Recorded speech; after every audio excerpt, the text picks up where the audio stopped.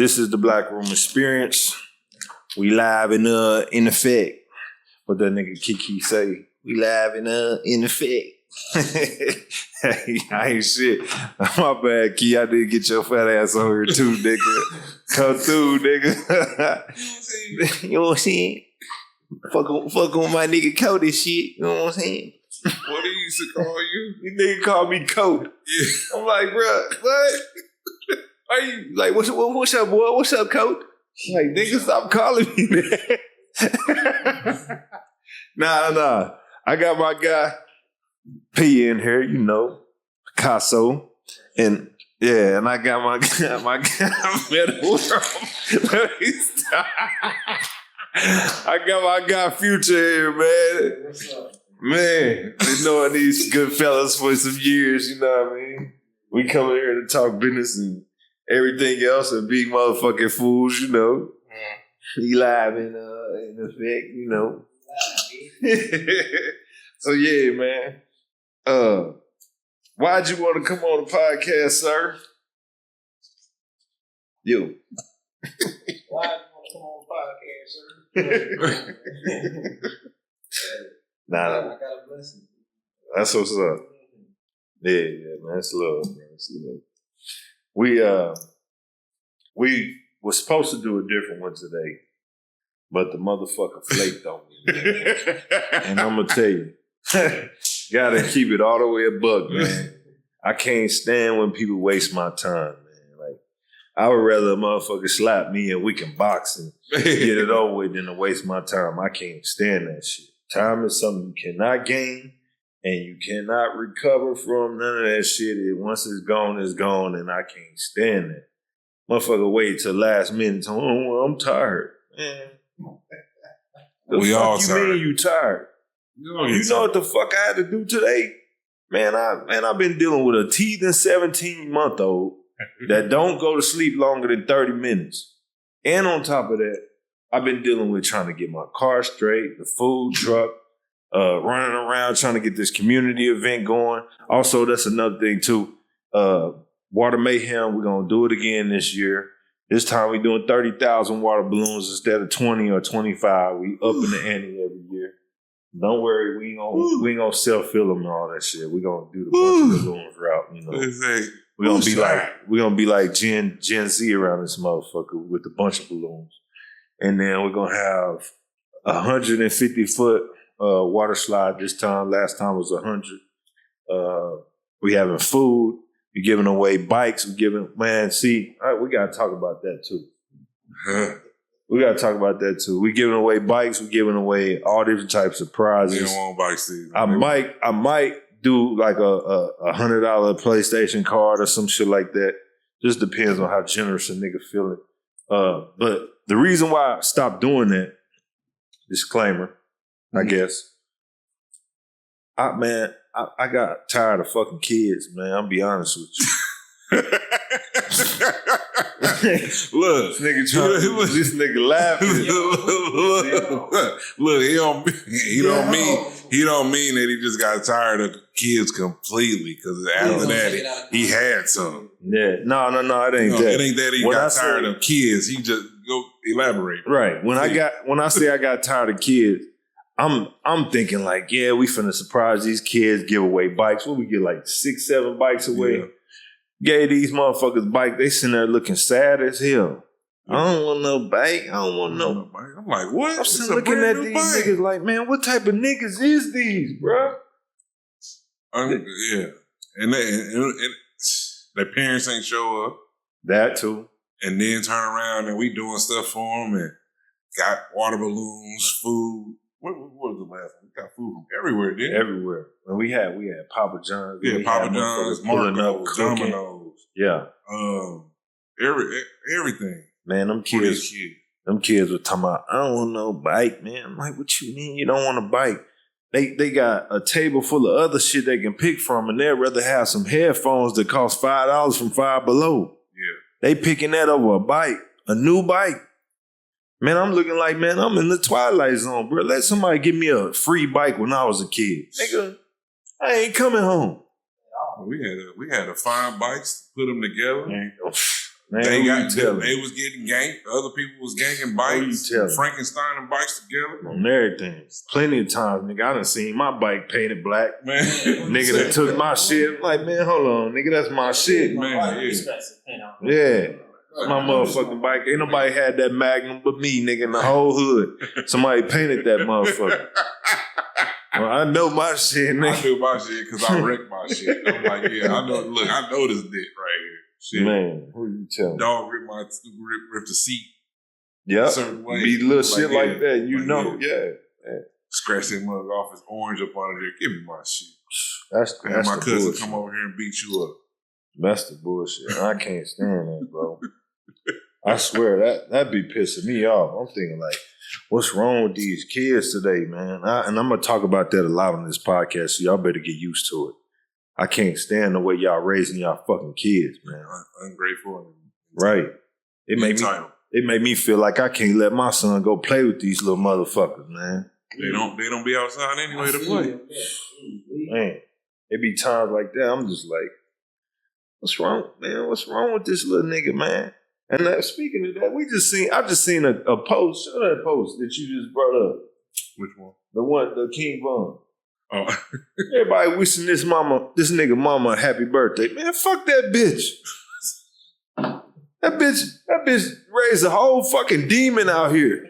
Out here killing motherfuckers for fun. You talking about happy, man, fuck what's wrong with you niggas? You niggas idolize the wrong shit. I like the demon music. Yeah, okay. Music is one thing. I like the nigga, when you a fucking demon for real, yeah, and you ain't standing on nothing that's productive or nothing like that, man, fuck you, bro. Yeah. If you just doing shit out of spite, then that's different. You know what I'm saying? Man, fuck that. Yeah. Like his baby mama. I mean, talking about his mama. Look at her looking like a whole clap session. Yeah, that's what she worked. Recreational use only. This bitch 50 years old. Look like she trying to compete with somebody's granddaughter. Yeah. He made decent music, man. He should have changed his life for the better. Yeah, the music was alright. Yeah, it was just in him. He was a true product of his environment. Yeah, but look what they idolize. They idolize the wrong shit. That's the problem. Product of their environment. That's how the whole That's the Chicago. bullshit. I ain't gonna say that's how the whole Chicago is. Shout out to Chicago because I fuck with a lot of people in Chicago.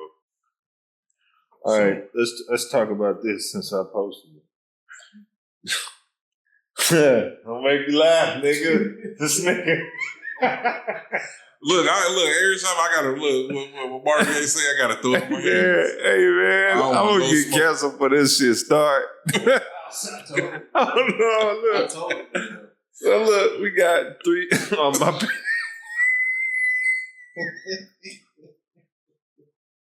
Hey, look, see, I be having to give the signals. Nah, nigga, you be doing this shit too.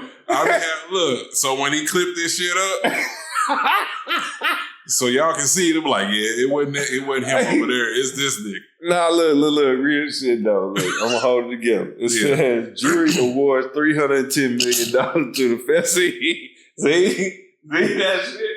It don't be me. It's this fucking nigga right here. You can't be in this nigga classroom with nothing. Hey, bro. Hey, getting niggas in trouble and all that. Now look. It says jury awards $310 million to the family of the 14-year-old teen after he fell too long. No. Yeah, he going down. Yeah. All right. Look, now after he fell to loss from a drop tower ride at Icon Park in Orlando. Now look, ain't nothing funny about that story. We're not That's laughing fucked about up. the dude, the boy. And that payout is crazy. Like, I seen where this nigga has spent 47 years in prison for something he ain't do, and they gave that nigga like $2 million. Man, like, nigga, you take my life like that, I'm finna become a full-blown terrorist. On everything, nigga. I'm shooting up the judicial. I'm coming. Hey, see, he ain't got nothing to do with that. Look, I'm saying, I ain't either. See, I'm saying, if you take away my life and I'm innocent, I got to kill your whole family. Straight up. I can't get that time back. You done took 47 years of my man. Fuck you and everybody that love you. 47 years? Man, yeah. Bro, tell me you gonna just take that and hold that L. It's my daddy's watch. Yeah, see? That's what I thought. You ain't gonna take that. What he say? What he say? It's my daddy's watch. Motherfucker, you done took our damn lives. Yeah, give me that goddamn. Give me that. I'll shoot this motherfucker. Tell me what you did. All right, so look. That's why the state of Mississippi got free labor for 47 years. Hell yeah. At least the state of Mississippi got 40 years cheap labor out of the deal. What the hell difference does it make? Man, that dude racist for real. Man, yeah. You think so? No. That nigga too good at it. Have you seen him in other movies? Like what? What movie he ain't racist? That's what I'm saying. Have you seen him in other movies? I He seen him acts like that all the time. That's why I said Texas Chainsaw Massacre. Yeah. That's his role. Get that fucking bitches. Yeah. We're gonna try not to cuss so much too. I'm sorry. But see, they said on the set he didn't want to say it. Yeah, he didn't want to say it. He when he cut his hand, that's why he kept going. Yeah. That he cut his hand for real. Did he? Yeah. That wasn't improv. I mean, it was improv, but it was real. That blood and shit was real. So he had to keep it going. Man, the state of Mississippi got 40 years of cheap labor. What difference does it make? Mm-hmm. Man, okay. What's up? Oh my God. Oh, you want to see it? You want to make sure you look pretty on the screen. All right. I just want to make sure you got something cut. Yeah. Like, man, who's that dude in that hat, man? Now look, back to the story, man. We be getting sidetracked, all right? The jury awards $310 million to the family of the 14-year-old teen after he fell to lost from a drop tower ride at Icon Park in Orlando. Now look, man, this shit ain't fun. That's fucked up. But if you see this kid, this nigga, hey man, this nigga tripping, bro. Look, if you see this kid, right? I know I'm wrong for saying this. I'm fucked up, and I apologize. Because I posted, he got $1 million per pound. Because that nigga 14 and he a big ass That's kid. That's why I'm laughing, dog. It's fucked up. See?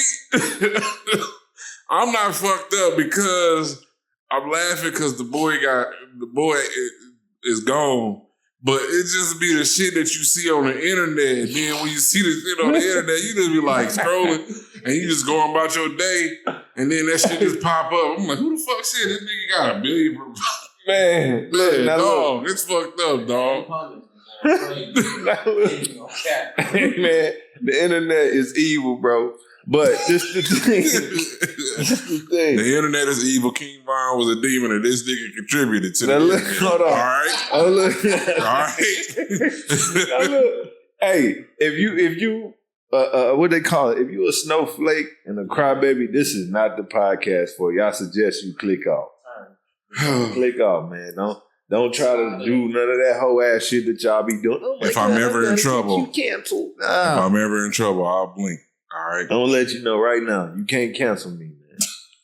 I'm gonna make another channel and I'm gonna start all over. You can't cancel me. Real shit. I ain't bullshit. Y'all know. People that know me, nigga, I done been banned on Facebook so many times. I used to be in Facebook jail so much, I got like 8 or 9 pages. I was at 100 and some thousand followers on TikTok when they took me off. I'm back up to like 28,000. Yeah. I don't give a fuck, man. These people not finna stop me from saying what I want to say at all. That nigga gonna start the show next week tomorrow. All right, this is Black Ruby Experience number 47. Yep. They gonna wonder where the other ones went. Hey, the motherfuckers we ghosting. They go. It is what it is. But nah, man. I'm trying to get y'all something different. I know y'all dealing with echo chambers and everybody being quote unquote nice and lying to each other and not saying how they truly feel. I'ma say it. We're going to have dark humor over here. We're going to have real talk over here. We're going to have unfiltered talk. We are not going to be politically correct about everything. But we will have things that make you think. We're going to have some lighthearted shit, all that shit going on. It's a plethora of things, a conglomerate of life. Yeah. How from our point of view. Of course. Now, there was somebody I wanted to talk about, man. Before we get to the lighthearted shit, I want to address this bitch that got on my page talking stupid. Yeah, then she want to bring up somebody's kids and all that. I'm like, damn, bitch, why you always got to get personal? Who is it? I post what I want, and then you always bring your big teeth ass over here trying to get personal. I told you, if you feeling like you feeling about all this man and woman shit, and bring your motherfucking ass on the podcast and we could debate. Who's it? If you want to. Huh? Who's it? You know who it is, man. Chompers. That motherfucker. You know who it is, man. She always on my goddamn page. But then she wanna cape for all the hoes and shit. All she do is post Cardi B and all them hoes all day long. She idolized them bitches. But anyway, she said, only reason why I'm flaming her ass, I could have really, really destroyed her. She know this. But the only reason why I'm addressing it on here is because she said something about my fucking kids, talking about there's gonna be some nigga taking my kids to school. I mean, taking my kids to their games and shit. How the fuck they gonna do that, bitch, when I'm the coach? See, you not used to niggas doing all this shit. I'm the real father around this motherfucker, not them niggas you had kids with. All right? They can't compare. And you know this. I've been coaching my son 5 seasons. It's the universal sign. Like, hey. I've been coaching my son 5 seasons. He gave you that look. Yeah, we got real fathers over here. So not them niggas that sit down and talk, man, oh yeah, nigga, I got my kids. You want to take pictures when you got them 2 days out the motherfucking year. Not them niggas. Not the niggas that feel like, right. Niggas that feel like they pay child support so they them niggas and all that. No. Here every day. We ain't there every day is because we're going to do something business related. Yeah. Other than that, we with our fucking kids. Yeah, I can't advocate for niggas who don't take care of their kids. Man, I can't stand that shit, bro. This ain't specifically for one person. It's for all bum ass niggas and bum ass baby mamas and mamas. Yeah. That's why I don't like when bitches be giving niggas credit. Oh my God, you're such a good dad. No, I'm not. I'm a dad. I'm doing what I'm supposed to be doing. Yeah. That's like trying to give me credit for wiping my own ass. I'm supposed to do that. You know, that shit is weird to me. Oh, you're a great dad. Look at you. Oh my God. What? Niggas ain't doing this? No. They supposed to. The niggas I keep around me doing this. I can't name one nigga that's my homie that's a deadbeat. That's good. Yeah. Just think about that for a second. Who do you know that's a deadbeat? Not nobody that for real, not nobody that we really grew up with. I mean, that we like really function with anyway. Just know somebody. Yeah, I know a lot of them. But I know. That's in my circle that I with. Yeah. Man, I was just working out. I was just, he my trainer also. You know what I'm saying? I was just working out with, we were just doing a workout the other day and the son was with him. You know what I'm saying? Yeah. Working out, kicking the soccer ball and For stuff. sure. Hey, that little dude, little dude, Ade, he is an amazing dude. You said what? His son. Yeah. I done seen this kid, 3? This nigga, I ain't gonna say nigga, but this young man can kick a ball, a soccer ball. His hand-eye coordination, he can be running and kicking the ball, not look down and kick the ball. That's what's up. I mean, like, literally just be running and know where the ball is and have ball control. That's good. Like, it's some kids, man. What? They just got that shit, man. My son ain't got that shit. I'm sorry. I said, man, have you ever trained? Nope. My son Not even ain't played soccer, athletic not at trained. all. I'm like, dang. He got that shit from his mama because I was a true athlete. Yeah. Hey, but I tell you this one, he got everything except that. Nigga smart as a motherfucker. Yeah. I'm talking about good-hearted, all of that, a leader, everything. Can throw the shit out of a football. When it comes to leg work, He ain't got it, man. Running from it. Man, he ain't got it. I've been trying to put it in that nigga since he was born. It ain't working. I'm hoping Purity gonna help out, cause shit. If I get up on shit, Man, bro, you can't fix this one. I don't think you can. Yeah. I've seen people that come. If you could fix this, I give you a few thousand. You could fix it. This nigga, Just sit with the trainer. man. I mean, that's what I'd have had this nigga on the track, field every day, showing him how to run all that, man. He just too careful. He it's something in his mind that just be blocking. All right, well, we're gonna see. I'm definitely gonna find out. Why don't you give an introduction to the people of what you do? You know who you are. Future. Oh, Yeah, Future. What do you do? Who you are? What you do on your day to day? What's your expertise and all these things? You know what I'm saying? All right. What I do on a day to day, I do marketing with Future Films. Also have a foundation called Future Vision Foundation, which is a nonprofit. Got some things in store for that coming soon. But as far as Future Films and Be Chosen, I don't call myself a trainer. I call myself, I develop humans, I develop athletes. And it doesn't matter where you come from, how you come to me. When I'm done with you, you'll be a different person. And that's mentally, emotionally, physically. Whatever we share in those moments of training, that's where we help you grow. Outside of that, I get content, do content for major companies, small companies, fitness. You can barely hear me. I do content for a variety of people.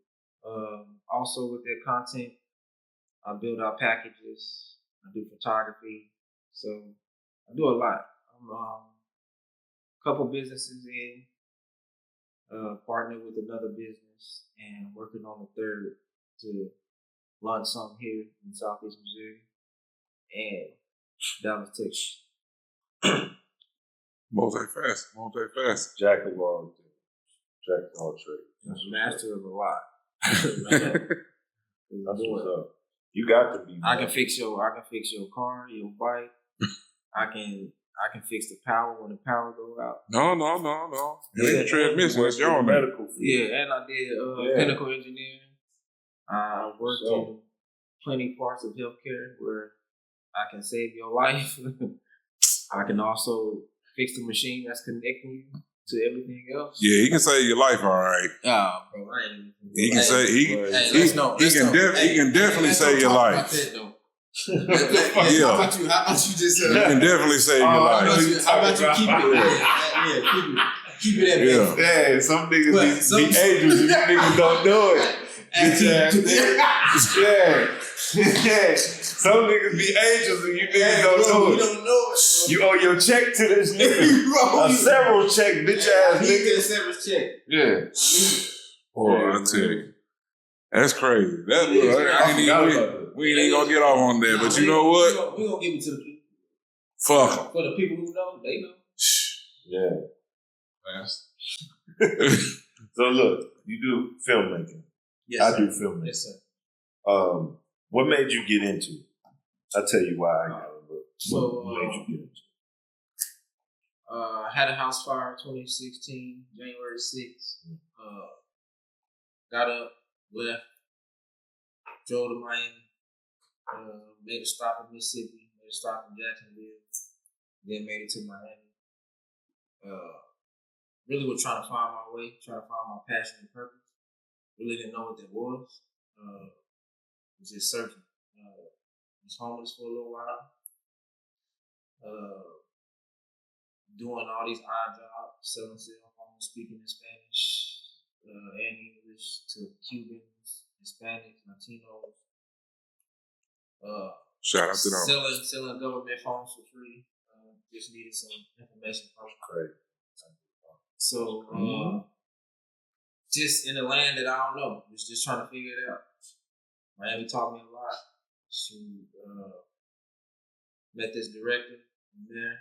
He showed me from the ground up what to do, how to do it. Fell in love with it. Well, as soon as I touched the camera, it was game over.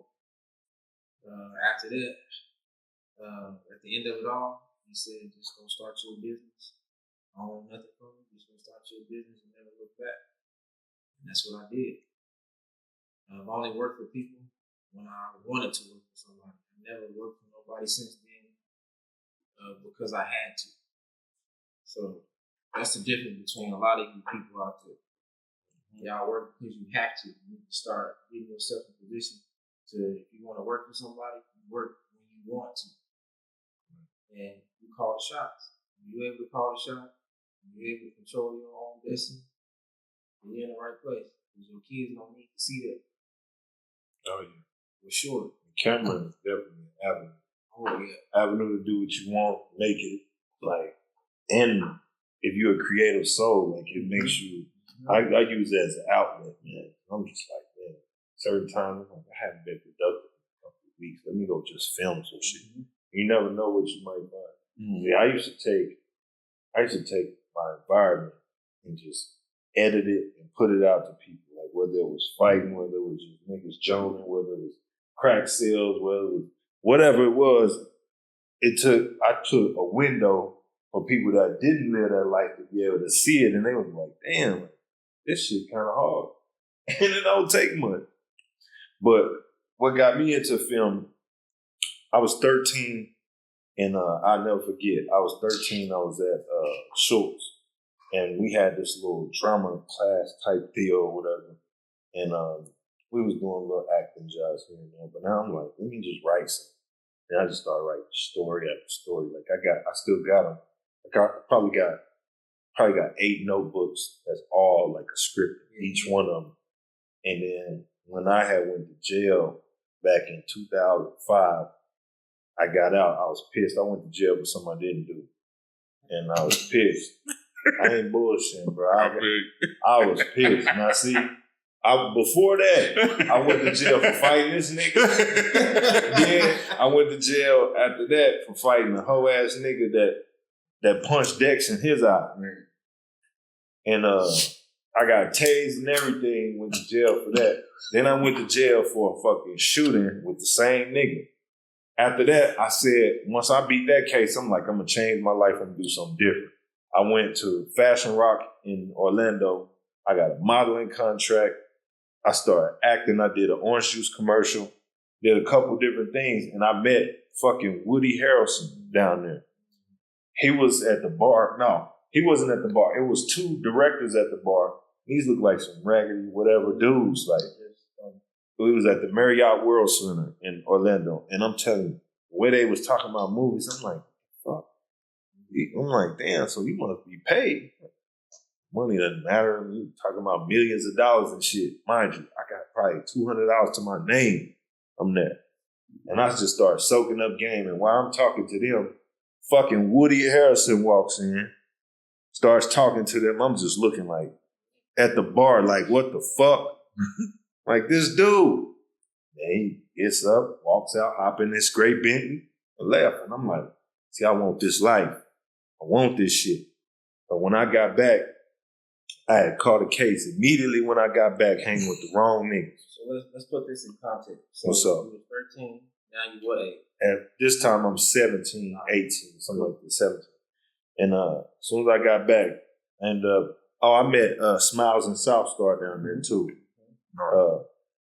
That Asian nigga tall, bro. You think he's short? That motherfucker tall. He about 6'2". 6'2", 6'3", he tall. I'm like, damn, he don't look that big on camera. No.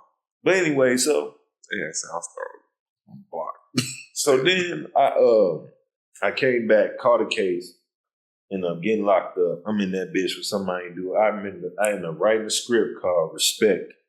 And initially it was about dirty ass cops. But when we start filming, I just let them do whatever the fuck they wanted to do. Every day, wrote up the scenes, we're gonna add this to it. Write up once, we gotta add this to it.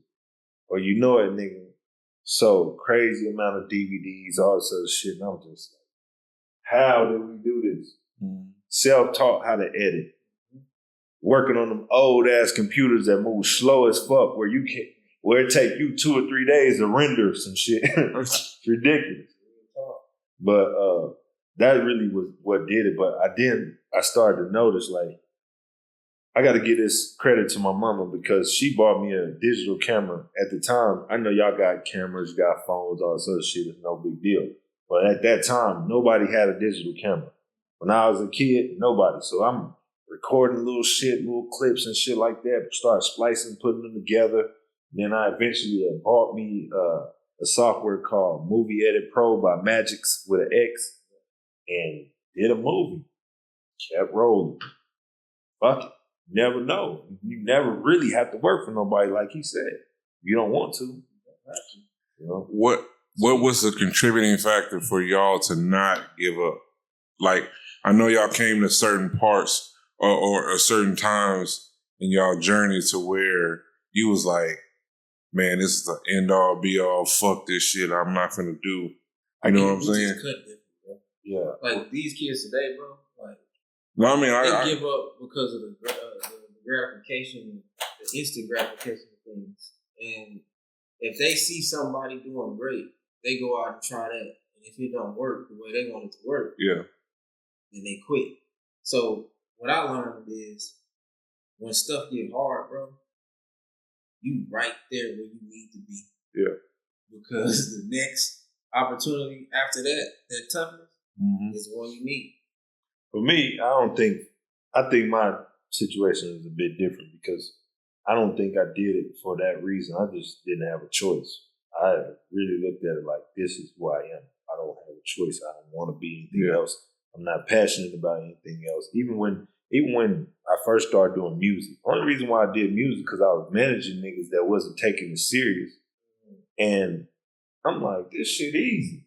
Like, if you ever made a movie, like a real movie, and you gotta edit it, you gotta be the wardrobe person, you gotta be the set director, the cinematographer, you gotta be the motherfucking actor somehow. Yeah, you gotta work the lights, you gotta be the sound guy, all this shit. If you actually made a guerrilla type film, your ass would look at music like, this is the easiest shit in the world. All I gotta do is say some lines and shit, write this shit down. Bro, and it got to the point where, not to toot my own horn, but I didn't even know this was going on. I would do 7, 8 songs a day. And people was like, damn, you already done? Yeah, I'm done. What the fuck? Why you ain't done? And it got to the point where it was just rolling. Get a whole mixtape done in the weekend. I'm talking about 28 song mixtape. Not no little 28 songs in a weekend. And everybody like, man, how the fuck, nigga? Yeah. Dude, you got one life. You got one fucking life. Why are you wasting it on bullshit? That's one of the reasons why I never was a drinker. I never was a smoker. I was never that because I always looked at it and I said, if it's not helping me move forward, why the fuck am I doing it? Man. Same here. Never drank, never smoked. It doesn't make sense. I never smoked, never did no drugs, never tried no drugs. I never tried a cigarette. Most people don't even believe it. I drink occasionally, but I don't even drink like that because it ain't, it ain't that. The thing that killed me about people that drink, you ask them why they drink, they never can tell you why. No. Can't tell you why. No matter what, they ain't gonna tell you why. Like, I can tell you why. I just drink socially. Oh, I mean, I can tell you why. I say, what, I drink social? No, hell no. You know? No, but that be the thing. Like, why do you drink? Like, do you know how many people die from that shit every year? Way more than crack do. Way more than crack, heroin, meth, all of them put together. No, I don't know about that. Yes, it is. Alcohol kills way more people than crack, meth, and all of them put together every year. Don't you know that more people die from aspirin than crack? Yeah. People don't know that. Yeah, crackheads live forever anyway. I'm just saying. Because I know crackheads that was crackheads in the fucking 1800s. And they still here. But today, it's dying quick because of that fentanyl. Hey, that's something different. Yeah, it's different. Yeah, what Boosie said. This shit is different. Yeah, Boosie's snapping. Hey, that's something I wanted to talk to you about. Okay, settings, right? Let's say Okay, in these two scenarios, a drug dealer, who's worse, the user or the pusher? It all depends. On what? You said two situations. What's the situation? He just selling the two people, they got their own situation. He's selling it, they buying it. Is the dealer who's worse? I mean, I'm gonna say if the pusher. You said the pusher? Yeah, I'm gonna say. I don't know because the pusher can stop and not sell another drug at all. But the user are always going to want to get high. So if you don't get it from them, they're going to get it from somebody. That make a good point. But at the same time, if the dealer is addicted to selling, you know what I'm saying? Then he's always going to push to, people, no matter who they are, what age they are, everything. You know what I'm saying? So you got to look at it from both aspects. We wasn't even supposed to be out here pushing this stuff. It was integrated in the neighborhoods. You know what I'm saying? So this was designed for us to do. I mean, but to get us to put in prison. But it's see my perspective. But it's a means to survival too.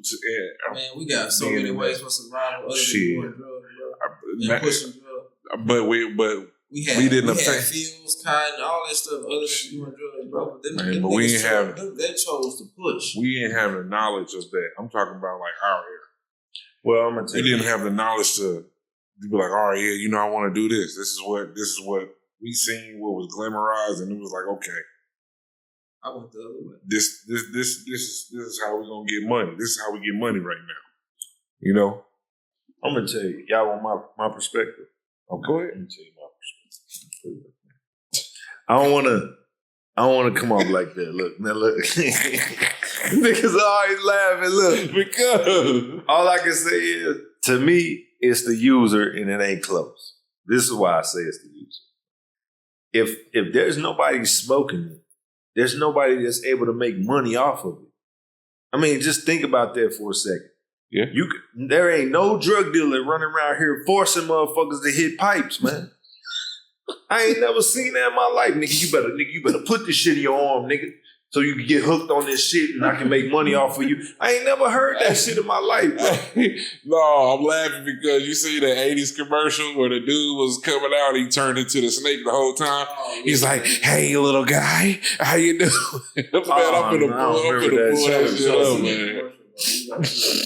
I'm just saying, man, they start pushing this propaganda to make you think that the person that's using this situation or surviving in their situation is the one that's wrong. For example, if we all in the woods and I don't kill animals, I don't do all this other shit, which I feel is wrong, I'm gonna die.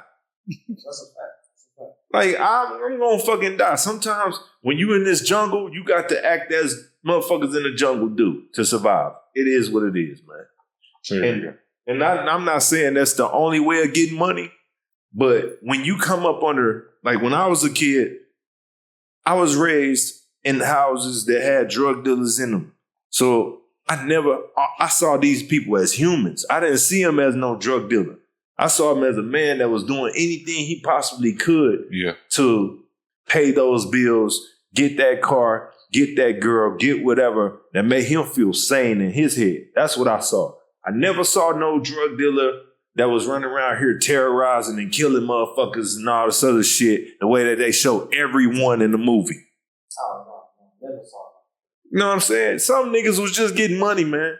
And the thing is, if I choose to sell a motherfucker some bleach and they choose to drink it, that's on the motherfucker that drunk the bleach, man.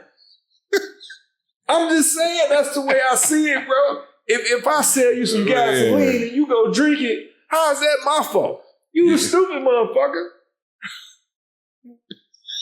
Right. And this is my last point. Crime, as we see it, is the American way. Think about it. Everything we consume probably got some harmful shit in it. This shit is supposed to be diet green tea. If I read this shit, it's probably got some bullshit in here.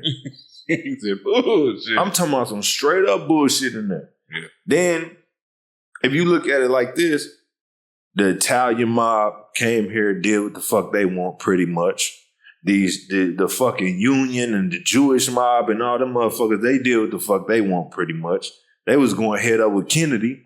Then, if you look at the Irish mob, all these different people, they was able to come to this soil and bend the laws a bit to get what they want, to uplift their people the way they want. We the only people that been used to, like, how do I say? We the only people that have been forced back into slavery and looked at like we're evil and we're super predators and all this other shit based on doing things just to survive or doing things just to get ahead. Mm-hmm. Look at McDonald's. Right. They selling poison to people every day. Look at Coca-Cola. They selling diabetes, all type of heart problems and shit to people every day. But it's fine for them. Even look at the alcohol companies. You know where NASCAR come from? Motherfuckers used to be boosting cars and not boosting cars, but what they call it when they hook up cars and shit? Modifying cars and all this other shit back in the day to make them faster and all this other shit. That's where NASCAR come from. People don't know that. Then you take prohibition and all this shit. At one point in time, alcohol was seen as people see crack now. Yep. But here it is. You got all these people dying from alcohol, but you know what you got? You got alcohol in every stadium, behind every sport. They showing this shit on every channel commercial like it's the greatest thing ever made. And it's straight poison. Yeah. But the dealer's wrong? They both wrong. We just made a shooting. Yeah. I look at it like, look at this dude. The lesser, you got to take the. What you got over there, bro? Oh, the commercial. Yeah, man, this shit wild. See my mom and daddy out the room. I gotta get you up on this. You know who I am? We're Snake, dealing in weed, coke, crack. Your choice. Take one hit and we'll do anything to cop more. Steal from your mama, lie, cheat on your homeboys. But hey, that's the price you pay when you deal with dudes like me. Now, some folks will tell you that I'm dealing in poison. But hey, do I look like the kind of guy that would do that to a kid like you?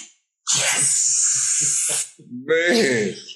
So I look at it like the only reason we didn't come up. That's why when you were saying that shit, I started cracking up. Like all the other mobs, it's because we didn't do it with structure. Right.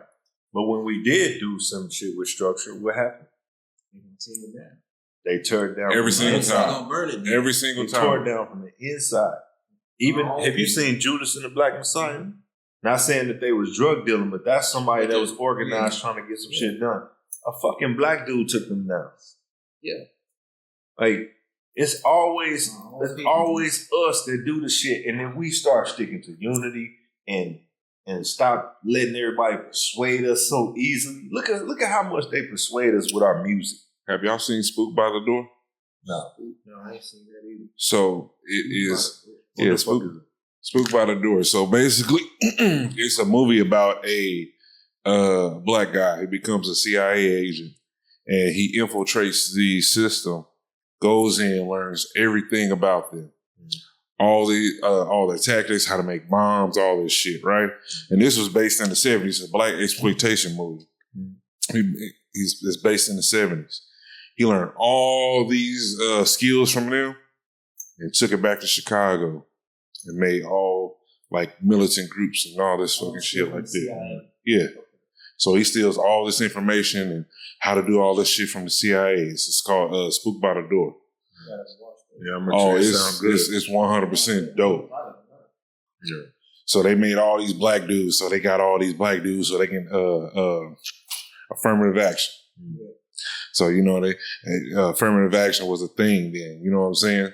So they went ahead and made like 9 black dudes fight basically for this one position. So he had to be in character, code switch, do all this stuff, even go against, when the black dude's like, yeah, nigga, you're doing this and such, because you always got the group of niggas or the one niggas that trying to just overdo shit so they can surprise, be good for mastering and shit. You know what I'm saying? Uncle Tom ass. And so he turned around, won, did everything you needed to do and bought all this shit back. to Chicago and started a whole war. Yeah. Whole street war with him. It's a lot of that shit that's in our history where, like, even if you look at Black Wall Street and different types of organizations where people was organizing and actually moving the way that they properly need to move, man, that spooked the hell out of them white people. Think about it. You kept your foot on our necks all this time. You thought we was out of air, and we got up and got on your ass, and you like, God damn, how did they do this? How they, man, that's who we are. We're resilient people. Yes, sir. And the best way to keep us down is to make us think that we're not. The shit that y'all be selling, all this propaganda, all this bullshit. Look at that fucking video that he just showed me, this old ass video. Yeah, man, come to, man, don't nobody do that. Nobody did that. But you look at it, you go, let me tell you something my motherfucker told me. I don't even know if I said this on the podcast, but nigga told me, I seen this nigga serve his mama some dope. And I'm like, bro, what the fuck? Why you selling your mama crack? He was like, and he said some shit that bucked me up. Right. This nigga was like, he was like, man, first of all, that ain't my mama, nigga. She a zombie right now. He was like, nigga, she'll sell my sister. She'll sell this, that, and the other. She don't give a fuck about me. Like, but I love her, and I would rather her get it from me knowing that my shit ain't cut, ain't hit with all this other shit than to get it from another nigga. And I'm like, man. It's picking the lesser of two evils. Bro, ain't that the wildest shit ever? But see, from the mind of that I had, I'm taught, oh, this is wrong, blah, blah, blah. But I'm serving other niggas' mama. Yeah. You know what I'm saying? And I'm sitting there looking like, damn, your perspective can be all fucked up and you don't even realize it. That shit fucked me up. It's real. It's reality.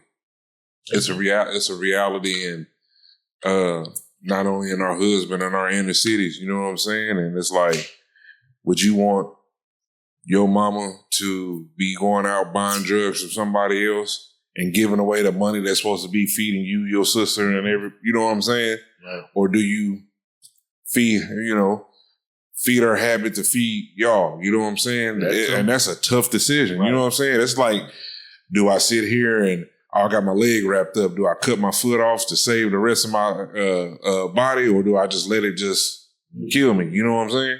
But you know what? To kind of close that circle on that, that's what men do. That's that logical way of thinking is the reason why men leave.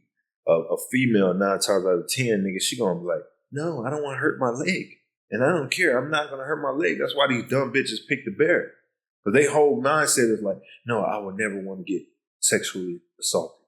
That's it. But you'll risk getting mauled to death. Yeah. Because you don't realize how fucked up it is. Yeah. You know what I'm saying? Like, because that ain't been displayed to them. You know what I'm saying? Right. That's nothing that's been displayed to them, because in reality, when you deal with the masses and deal with fucking people, people don't grasp the concept of not only just danger, but just of things. Facts. They think, that'll never happen to me. Mm-hmm. I was in Cancun on 4-wheelers in the jungle, right? Tripped me the fuck out when I start seeing signs talking about some beware jaguar. Mm-hmm. Nigga, what? What? Yeah, it's shit you don't see every day. But listen, no situational awareness. Beware jaguar. I'm like, man, it's real as fuck. Yeah. Not, man, that can't happen to me. Because shit, nigga, I'm like, you hear? Yeah. And that's the thing. We live in a world where so many people feel safe. Oh, if I go through this, I can just call roadside assistance. If I go through this, I can just call the cops. Yeah. And they feel safe as a motherfucker, not even realizing that people is fucking savages for real. You don't get it.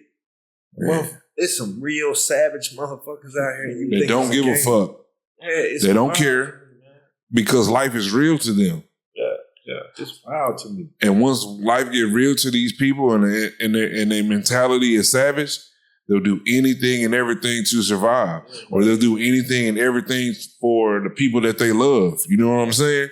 A lot of people don't understand these things. No, that's one thing that fucked me up about it. And I keep going back to women. This reason why, because if you think about how to change the next generation, like Malcolm X said, you have to change the minds of the women. The same exact shit that they try to do to our women that undid everything that we built, we got to undo all that shit in her mind to it. We want the next generation to be straight. The shit that they instilled in us to just be, docile and quiet and all sort of bullshit, it don't help nothing. Mm-mm. Look at That's why being humble is a bad thing right now. You know the definition of being humble? Yeah. It ain't nothing good. No. It ain't nothing good to you. No. And so when people sit up there and be like, you need to be humble. My kids You need to be never humble. No, you don't need to be humble. And sometimes you need to be reserved when it comes to certain things because there's a time and place for everything. But as far as humility, you know what I'm saying? Being humble, it's okay to have humility towards humanity sometimes. You know what I'm saying? Yeah. I think those terms are twisted. Yeah, they are. Yeah. Like humility, They are. that's put into somebody's mind to make them not be so confident. Yeah. Because certain people have issues with people's confidence and they call it arrogance. Yeah. And it's not arrogant. It's like if I done came on this court and I done dropped 30 every time I came on this court and you can't drop number 5 or 10 a game. If I say, nigga, you can't guard me, that's not arrogance. That's the fact. Yeah. Like, I know what I'm capable of, so why the fuck would I sit up here and dim my light to make you feel better? Yeah. But you got people that want to do that. This is why you have all these people praising this dumbass rap music. They say, oh, well, you sound too smart. I don't like that shit. Yeah, that's crazy. That's crazy to me. Wow. That's crazy to me because when we were coming up, we wanted to hear the most smartest, the most wittiest, Right. the most colorful raps, the dopest everything. Yeah, that's why they're so praised. Yeah. Yep. That's why they're praised at a high regard. Now, if they got one of the new rappers and Andre 3000 got on that mug, you know why that rapper would sell so much? Because we want a verse from that nigga. Right. Not because the people like, who is that? Right. Who is They he? won't even pay attention to the No. They gonna skip past it. That's why everybody upset about the Lil Wayne thing. Bro, it's a fucked up world. When you got people that care more about the narrative over the actual product or the actual, good music that's gonna last the test of time. Yeah. All they care about is what comes with it, what's the narrative, what are they saying about it. It's like, even when we was talking about way niggas dress, Yeah. like you only wearing that because it's popular to a rapper. Mm-hmm. We was never like that. As much as I idolized or wanted to be like Mike, he put out some ugly ass shoes sometimes, and I'm not wearing them. I was not showing up wearing all that shit. Yeah, it's wild. Shoes, true. I to this day, I wear whatever the fuck I want to wear. Yeah. People like, man, dang, why you wear that such and such? Because I'm a fly ass nigga. I'm a fly What I big want. ass Yeah, nigga. yeah. Period. And I'm gonna wear whatever the fuck I want to wear. I said, look, I'm wearing a Kango now. You know what I'm saying? Yeah. From the 80s, and people like, oh man, why you got that hat on? Right. Because that was dope to us back in the day. Right. You know what I'm I had saying? that conversation. I think, you remember when we went to Vegas? Mm-hmm. I ain't gonna say who I was talking to, but I had a conversation with the nigga. He didn't have enough money. And I brought him out there to shoot a video. And I'm like, he ended up spending all his money on a fit. I'm Yeah. like, nigga, Oh, yeah. for what you spent, I could have got 3 fits and been fresher than you. Man, Like, what the fuck you doing? I don't get it. man, I could be fresher than you in this. a white tee, nigga. Yeah, I gotta have My this. bitches, what is you doing? I was like, what? But see, motherfuckers need that though. They need somebody to give them some game and tell them that type of shit. You know, put Yeah. something on their head instead of just saying, "Oh, well, nigga, you gotta get the new Balenciagas and spend $1,500 on these." If you wanna be Crazy as fresh." hell. Ain't no way in hell. You niggas retarded. Man, I'm gonna go get some motherfucking Jordan 1s, some dunks. No, I ain't gonna do that. I ain't finna walk. Yeah, because it ain't about. Look, I feel you, but I ain't gonna do that. I ain't I gonna do don't it. care, bro. Yeah. That's I the walk- confidence I have. Oh yeah, no, you supposed to have that confidence. That's cool. But look, nigga, I come from being poor, nigga. I understand that. I mean, and I'm not trying to glorify being materialistic or nothing like that, but I like what I like. You know what I'm saying? And my comfort zone, my area, I'm having the confidence of saying, this is what I want. This is what I'm gonna wear. You know what? To me, that is the opposite of being a man. Not what you're saying, but women look for is a dude that's materialistic or a dude that's gonna give them the material that they want. That's why they incur over 70% of the debt in this country. Yeah. So then they'll be like, "Oh, well, nigga, you ain't wearing this, you ain't wearing that." Oh, I ain't worried about that. Bank account like that. Yeah. What is my leadership like though? Yeah.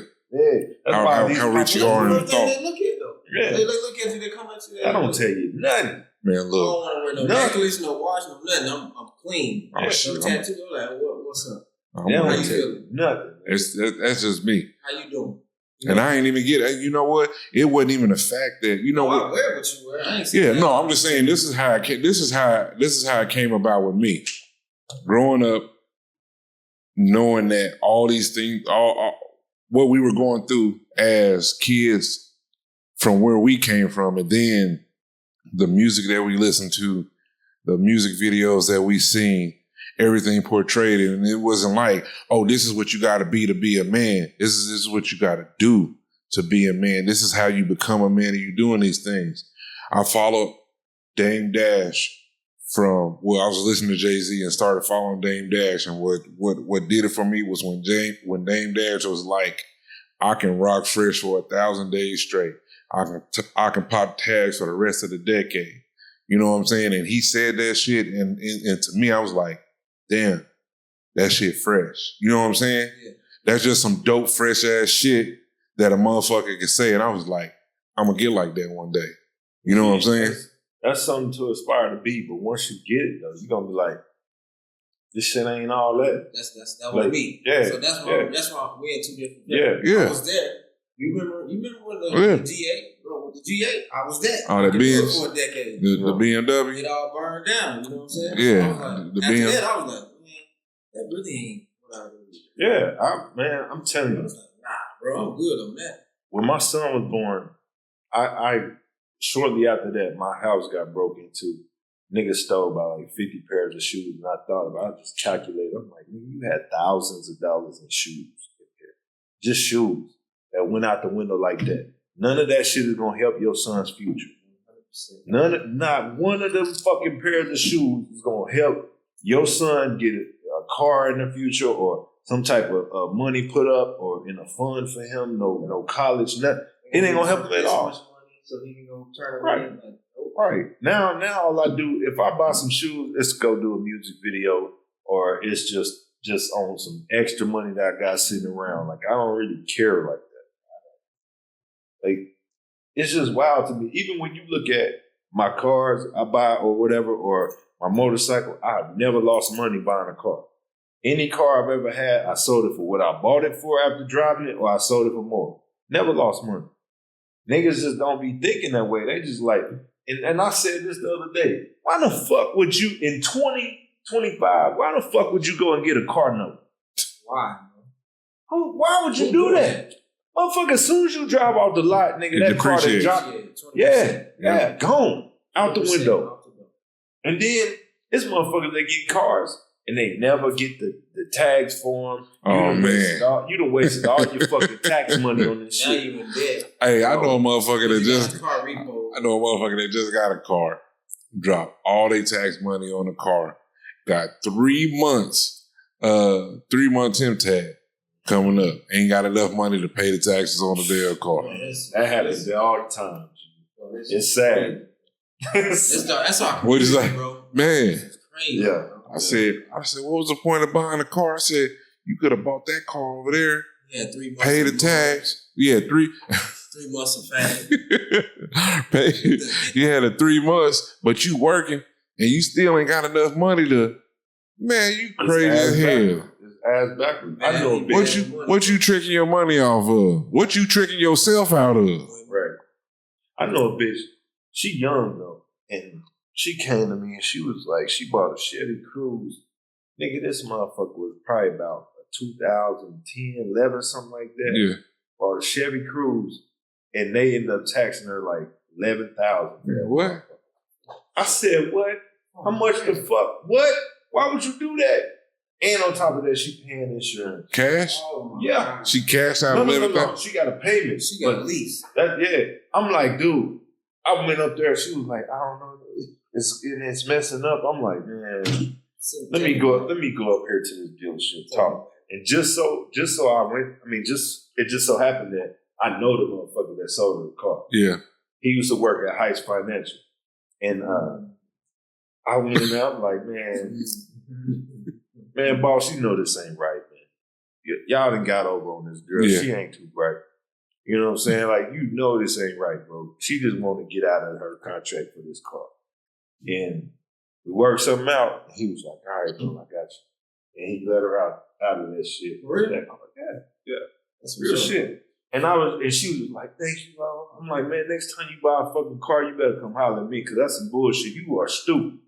So I have a question of, so when you get people like that, so let's say nowadays, you don't have people that are smart as us growing up. Mm-hmm. They don't have the no common sense, no common courtesy. That's it. No situational awareness, no sense of urgency, and just fucking stupid overall. I'm trying to be politically correct, you know what I mean? But fuck you. But how do you feel about those people now? When you go out and you see that, do you feel obligated to be like, let me help this stupid motherfucker out? I do. You know what I'm saying? Or do you just be like, that's on your dumb ass? You know what I'm saying? Sometimes you can't help nobody. You could, like they say, you can lead a horse to water, can't make it drink. Yeah. I give you a prime example. You know the chick. I'm trying to tell you what I was saying. You know who I'm talking about. Yeah. She dark hair, got a few boys. Nice. Yeah. All right, so this motherfucker, first of all, she ain't got no money. She been struggling to pay her rent. She been struggling to pay for all this shit. She barely making ends meet. She gonna go to I don't even know, rent to own, some shit like that. Yeah. Rent a center. She rented every week. She got to pay for her washer and dryer and her couch. Then she got an old beat up Kia from, I'm talking about raggedy. Nigga, she go and put full coverage insurance on this shit. And crash it, I hope. No, not that. Bro. And her insurance high as fuck. I'm like, you wonder why you be in the situations you in. I'm like, man, stop paying this fucking insurance. Go and get you some different insurance. Stop paying this insurance. I hook up with a different insurance. You know where I be. Yeah. So this bitch go and she gonna say, can I borrow $50? What you mean borrow $50 for? Because I just paid my insurance and this. Like, bitch, you fucking stupid. Why the fuck is you giving away hundreds and hundreds of dollars every month and you struggling? You about to get kicked out your place. What's the point of having insurance on your car? You ain't got no place to sleep. Yeah, true that. That's some backwards. That come first. That rent come first. Bro, I know a bitch that paid her motherfucking internet bill before she paid her light bill and didn't have no money to pay her light bill. I'm like, what? How do you think the internet works? How do you find these people? Bro, how they come? They out Dude. here. They out here. These bitches dumb as fuck. It ain't just females. Some niggas stupid like that too. And then to add a layer on top of that, when you try to help these people or you try to talk to them and give them game, they call you a punk ass nigga, a simp ass nigga, you weak, you all this stuff, and they take offense to it. Yeah. How do you handle that when you're like, oh, I shut the fuck up. And I apologize and say, you know what, you right. My bad. I should have said nothing. I overstepped. I never say nothing else to your ignorant ass again, ever. You know, the only reason why I be like asking these questions because I want to know from a perspective. I want to know from y'all perspective because I know y'all have like similar perspectives, but different perspectives on certain things. Yeah. So it's like when I ask these questions, I want to say it out loud. So when people actually do see this, then they can think for themselves, but like, is that me? Is that some of the shit that I do? They ain't going to. You know what I'm saying? And this is what I hate about social media. social media don't make nobody reflect on shit because social media creates echo chambers. If you look at the algorithm, everything you see, 90% of it is based on what you liked already. And people will sit back and they be like, oh, I ain't reading that. He's saying some shit I don't like. Oh, I don't like his tone. Speaking of that, bro, let's talk about fucking tone police. I can't stand that shit. You said what? Somebody always trying to police your tone. Oh, tone. First of all, yes. It ain't what you say, it's how you say it. So let me talk. No, hold on. Let me get this. Let me get this out real quick. I am so sorry. I do not have a bitch ass voice. I am so sorry that my daddy gave me a motherfucker's man's voice. You know what I'm saying? I am so sorry that when I say something to you and it's assertive that it hurts your fucking feelings. You're soft. You're a bitch.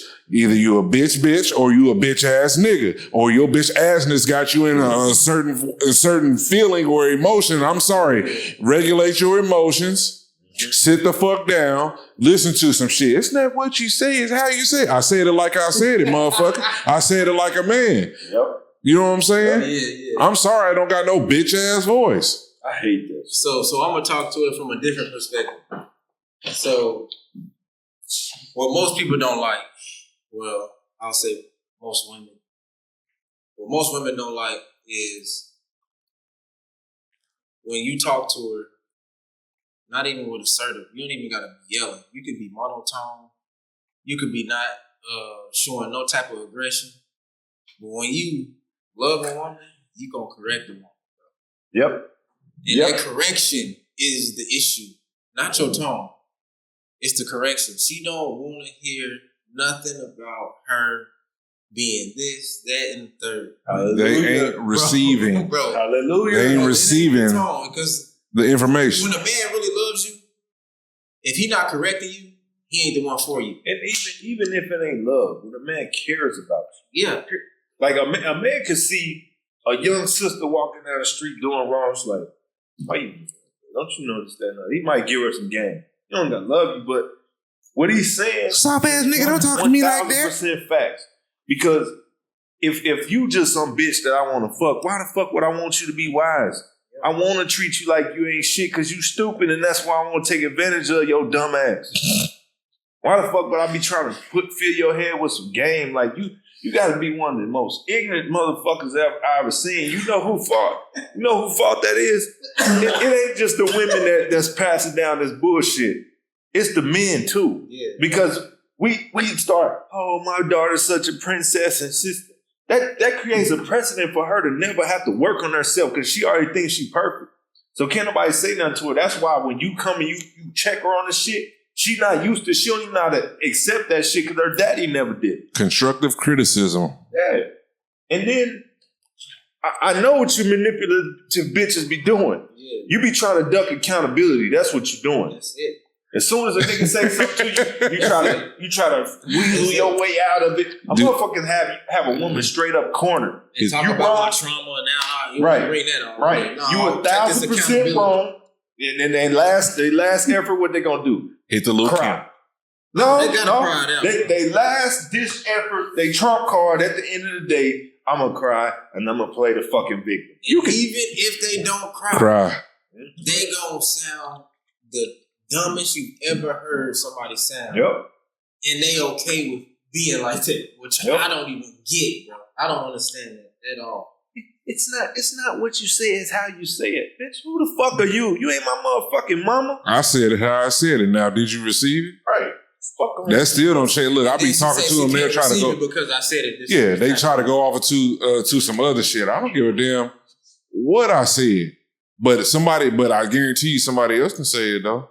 And they'll receive it. Oh, yeah. They'll take it in. Oh yeah. Oh well, that's because everybody else but you. Yeah, that's because Tommy said it this way, and he said, "No, Tommy came and patted your motherfucking ass and was a yes man. I ain't no fucking yes man. I said it this is what it is. This is how it's gonna be." The good guys finish last. Yep. So let's maneuver to what do y'all think? Why women choose the ignorant guys over the good men? Control. Because they don't know what masculinity is. Control. That's their interpretation of masculinity. See, a woman is going to naturally gravitate towards who she feels can protect her. And a lot of times they feel like a stupid nigga is somebody that can protect me. And this stupid ass nigga is willing to jump out the window and act irrational and all this other shit. Oh yeah, they scared of that nigga. And then also it's a control thing. She feel like she can mentally manipulate that motherfucker. A woman can't stand a smart dude. Man, nope. I agree, bro. I agree. That's why they be so confused and wrapped up. They love the fuck out of a dominant man, and something in their nature is saying, "Oh, I love this smart nigga." Da da da da. But second, he bring that smart shit to your ass and start putting something on your brain. A lot of them can't handle it because they never encountered that before. Bro, he right on point. That's the problem.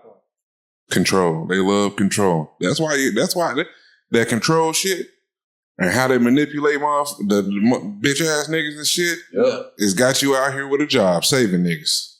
Oh, bro, he really gonna take it there? I'm just saying. I'm finna Got you out here saving niggas.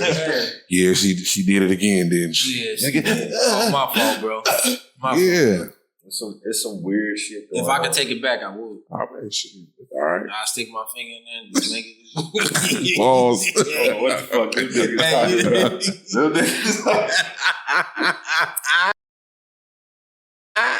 Man.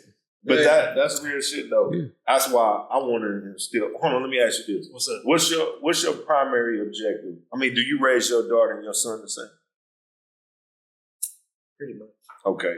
What are you teaching them? Like, what's the primary thing you want to instill into? Primary. Yeah. What's my primary? My primary would be the confidence. I want them to be.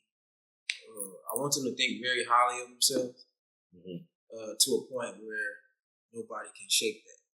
Yeah. So, I want them to know their true value. If they don't know their true value, I've done my job wrong. Yeah.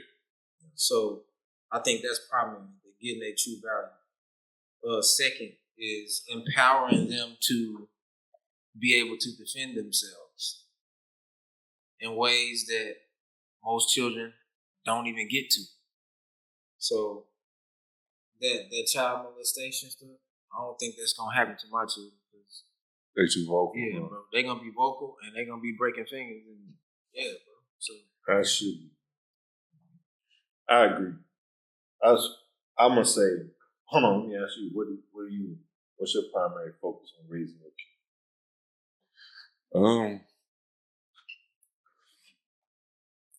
Basically the same thing, having confidence and stuff and being able to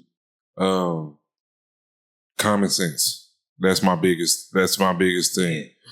Common sense and common courtesy. And that's gonna be so valuable. You know what I'm saying?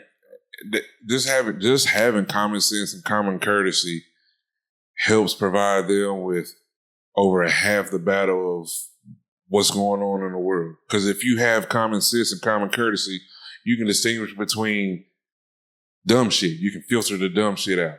Situational awareness, you know what I'm saying? And my biggest thing is having a sense of urgency when it comes to certain things and not procrastinating and being able to stay up on your shit. And another thing is consistency. It's trying to teach them how to stay consistent and not give up or falter when things get hard. You know what I'm saying? Or take the easy route when you can go, you're on a path or you're on a journey. Just stay consistent with it. And then knowing that, okay, if it may not happen today, tomorrow may be my day. You know what I'm saying? That wonderful stuff. Yeah. It don't work, bro. No, hell no. That being entitled and all that fucking shit. And then they just thinking like, oh, well, you know, you're just being mean when you talk to me. Or you said, no, get out there in the real world and see how that criticism really is. How them bills really whoop that ass. You know what I'm saying? How I'm doing it. And then I want you to turn around and look at me like, dang, my daddy really did try to set me up and say, okay, yeah, here, pay this bill. Be this. Be responsible. Do these things. You know what I'm saying? I didn't have that. We didn't grow up having that cushion to where we didn't have to worry about our lights or water or electric or getting cut off and all this stuff. Yeah. So that even if we did have that, that would have been a big head start in our lives. You know what I'm saying? Yeah. To where we didn't have to become teenagers to worry about how we was gonna feed ourselves. Mm-hmm. You know what I'm saying? Or I'm 13 years old. I gotta sell dime sacks of weed so my mama can pay motherfucking rent. You know what I'm saying? Or so we're gonna do this shit. Yeah. So shit like that. So it's like, all right, that's a major head start for kids in the hood. You know what I'm saying? To grow up in the hood, to see how I grew up in the hood. I ain't bring my. So when I bring my 3-year-old around, you'll understand like the blueprint. And you'll be like, oh yeah, I see what you're talking about. Okay. Well, y'all some young dads too. I'm gonna say this. For me, I'm gonna teach my daughters and my son differently because I believe in the yin and the yang, and I believe they are not complete on their own. I believe they're parts of a whole. Yo, yeah, for sure. So with my daughter, I'm gonna force femininity on her. I'm going to force her to be truly feminine. Not this bullshit that they telling you what feminism is and all this other shit that's competition with men. Because it's the saddest thing in the world to me is seeing all these young girls get on OnlyFans, become prostitutes, or seeing all these older women dying alone and shit and still being stubborn about their ways and all this other shit, knowing that they know right.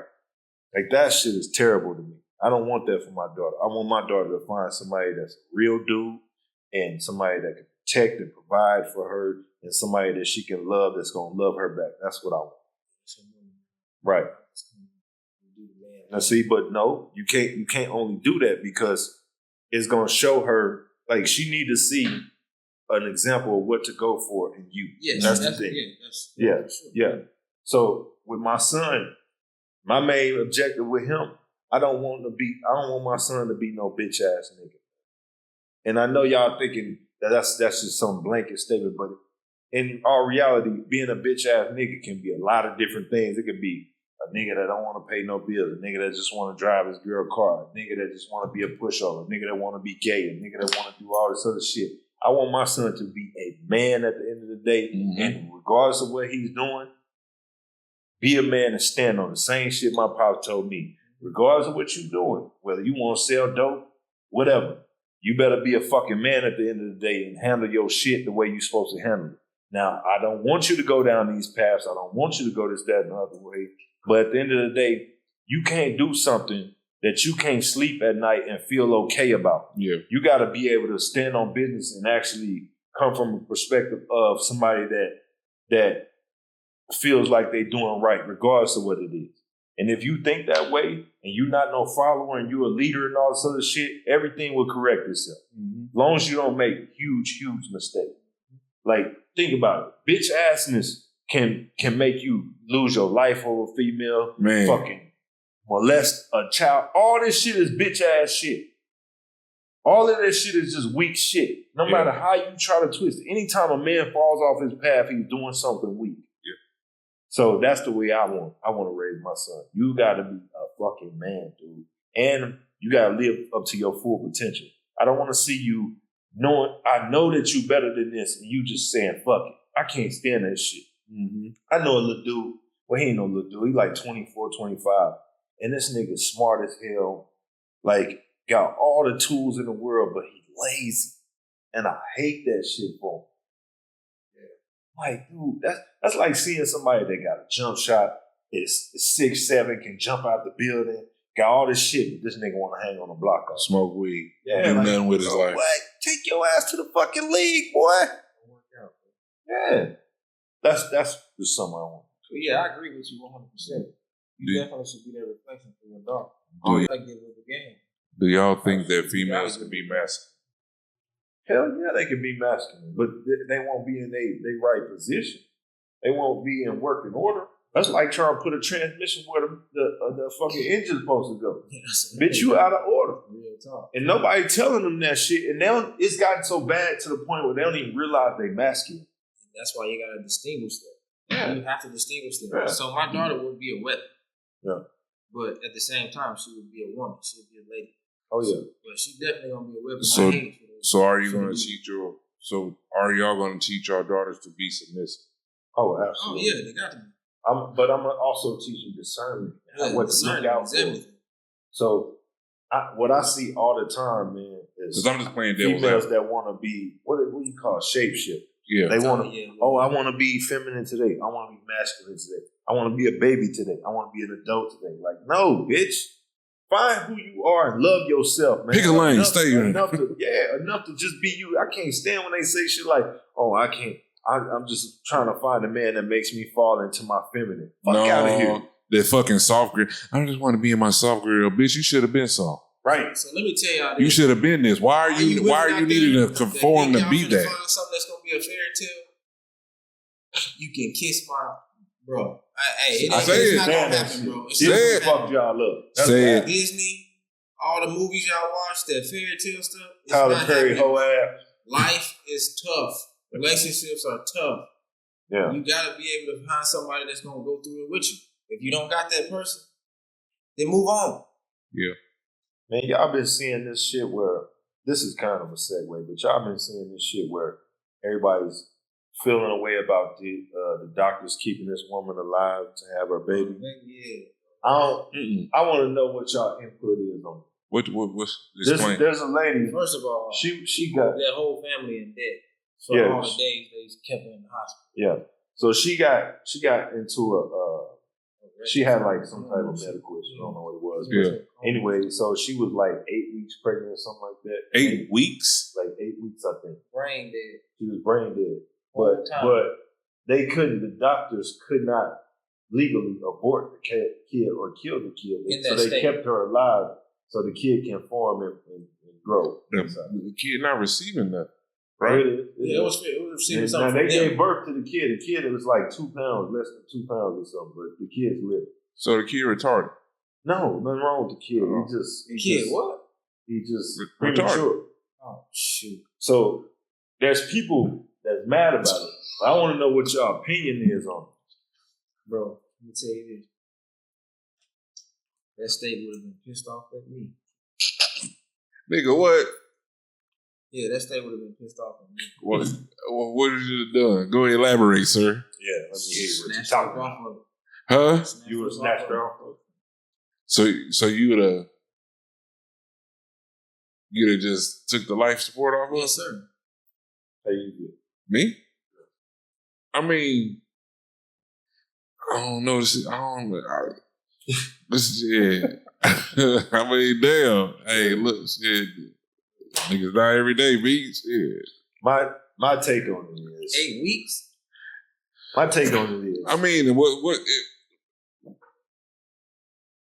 they incubate babies all the time. You know what I'm saying? Y'all, they do test tube babies all the time.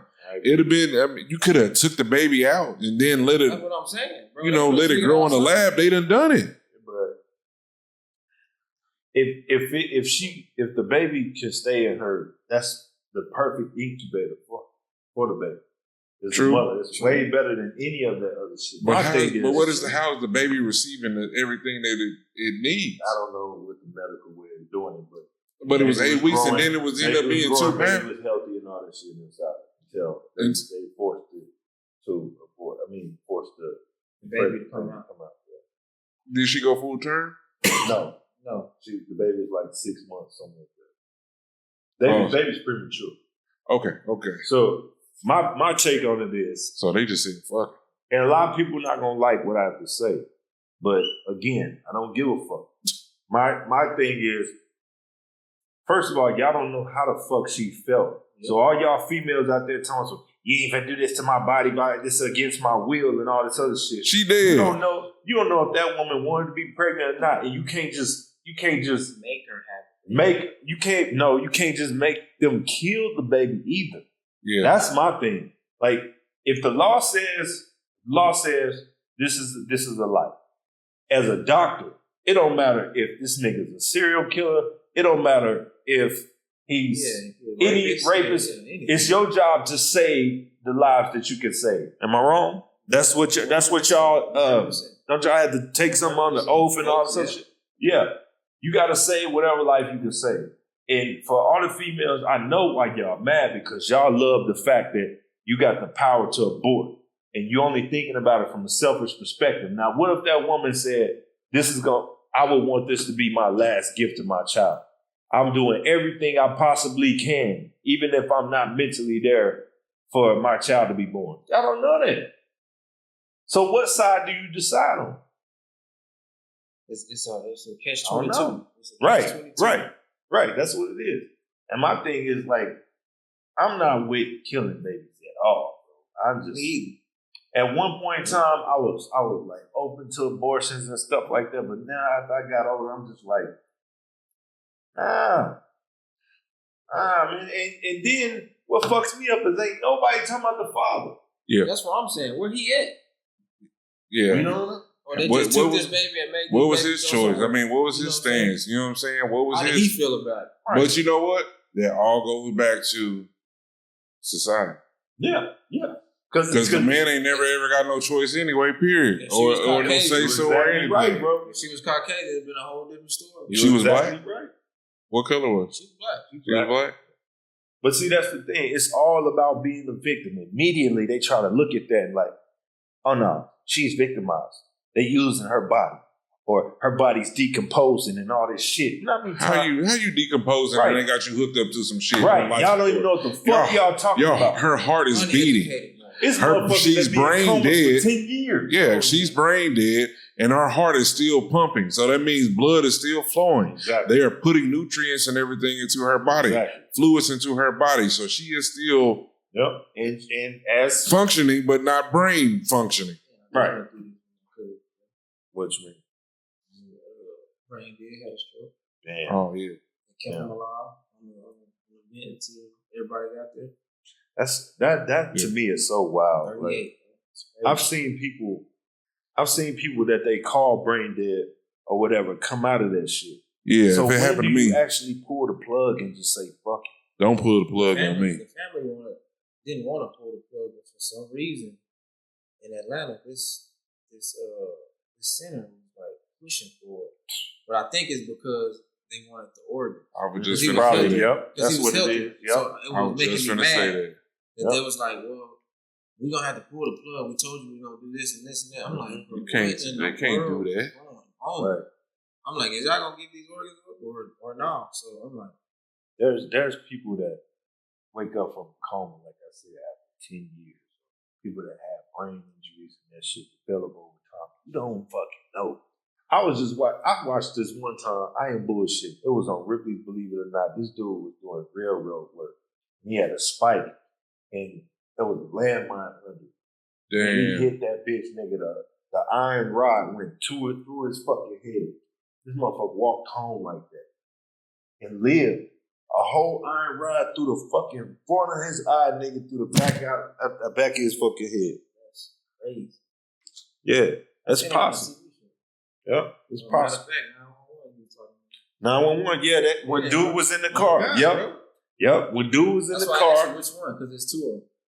with the Asian guy. It's one in it's one regular 911, and then there's a long story. The one with Texas. Angela Bassett. Yeah, that's one. Yeah. But it was on Ripley, Believe It or Not, because I was just talking about that. I just watched 911 and saw that, and it made me think about Ripley, Believe It or Not, but I didn't want to bring up nothing that was fake for people to be like, oh, nigga, that's just a TV show, you know. But Actually happened. that can happen. They wrote scripts off of it. Yeah. So let's talk movies, all right? What's the first movie y'all ever saw in theaters? Do you remember? I remember what mine was. It's wild because I was a baby. Man, hold on. Yeah, that's In crazy. theaters? I had to think about it. Hold I'll on. say Passion of Christ was mine in theaters. Damn, Damn, nigga. nigga, you was stayed, old. Bro, I stayed in all VHS, all that stuff. I always had bootleg. You never went to the theater. Never went to the theater, bro. That's wild I think- business. I think the first movie that I had seen in theaters was fucking, I think Power Rangers when we went to the mall. So That was all what, those 90? bro. Yeah. What, 93, 94? Something like that. 4. Yeah. That's First- when we all went to the mall. Yeah. I'm like, how y'all getting these bootlegs, bro? The first movie I ever saw in theaters was Arachnophobia.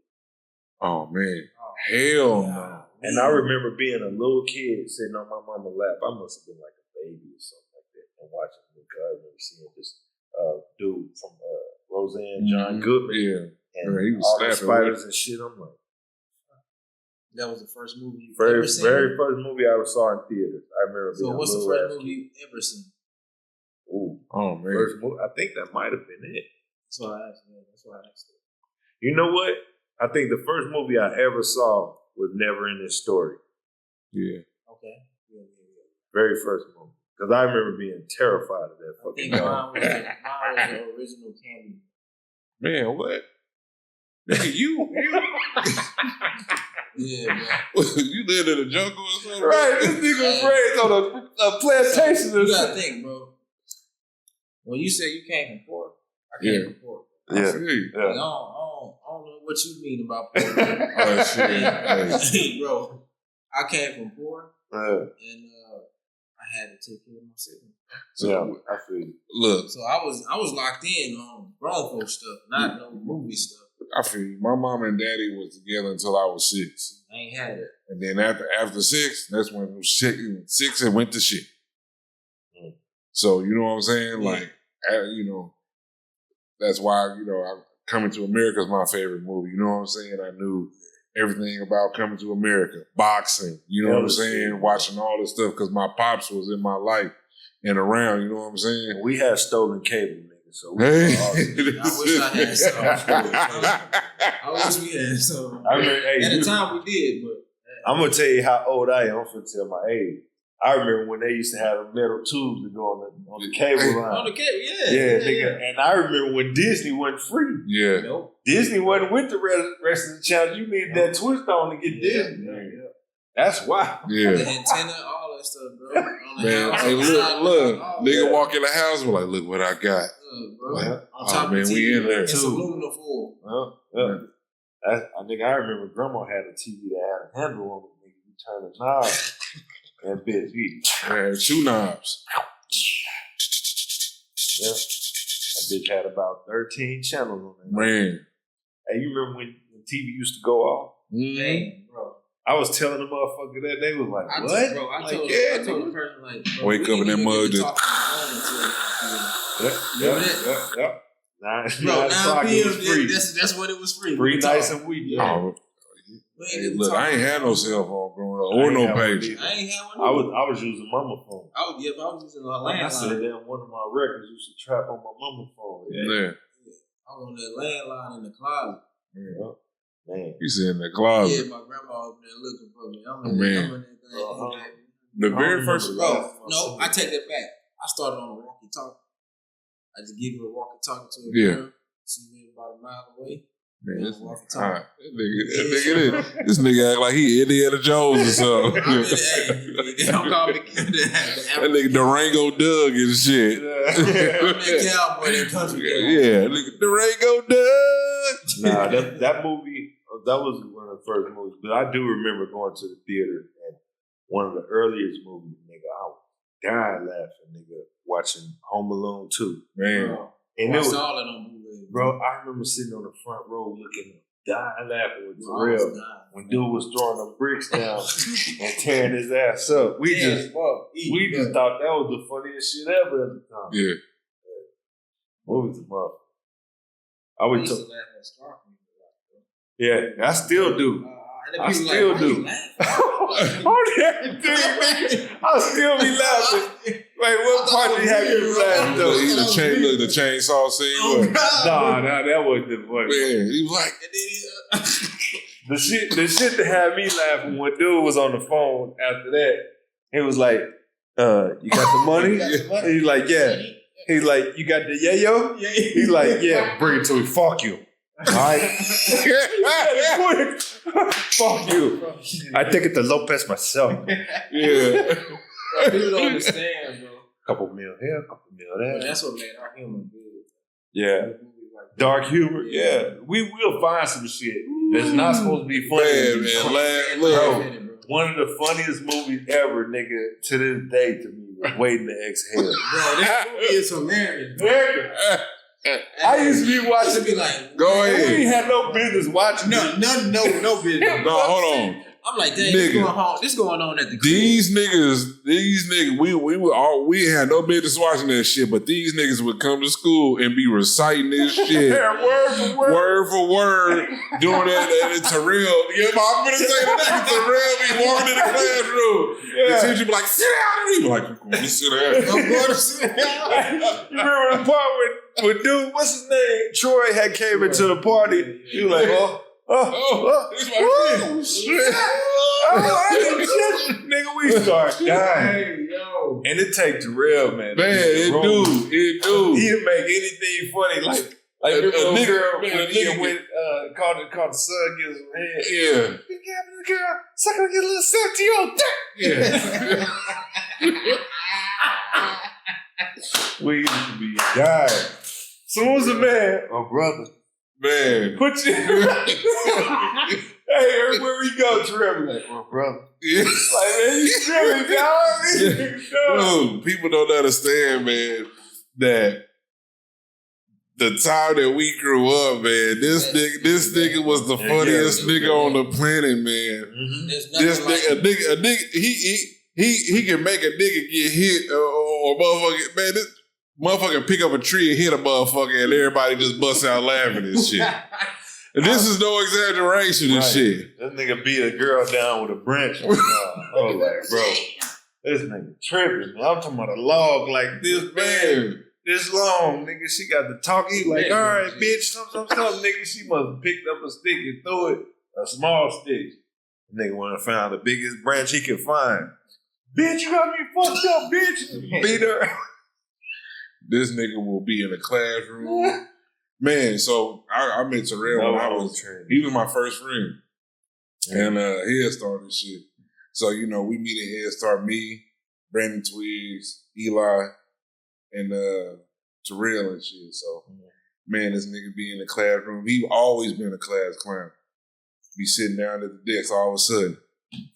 Teacher gets screaming. Oh! Nigga put the eye on him. Hey, he got a glass eye. So he'll take it out and put it on people. Man. Like, if you sleep around, he'll put that glass eye on you. Niggas be waking up tripping, right? Bro, get that shit on me. Crazy. I just miss being in the classroom with that nigga because he just do the stupidest shit. It was just for no fucking reason. It was 5 niggas that was the worst niggas to have in your class. Oh, man. I remember that same year that all y'all was in it. Who you got? Me? No. No. Terrell. That Terrence. That Lavelle. Oh, God. Oh, God. Hold on. Keep going. Hold on.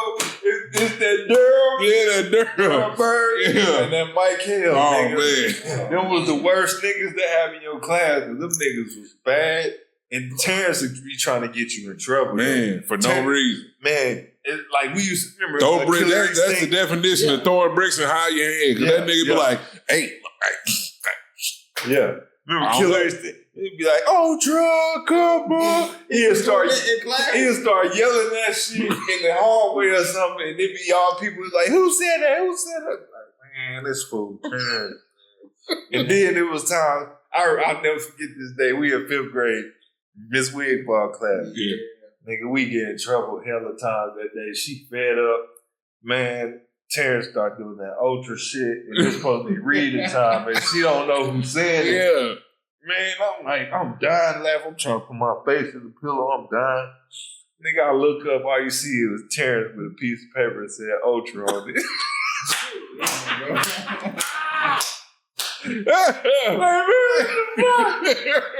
One time we got man, we was in the 5th grade, and Miss Wigfall made us stay at this class and write.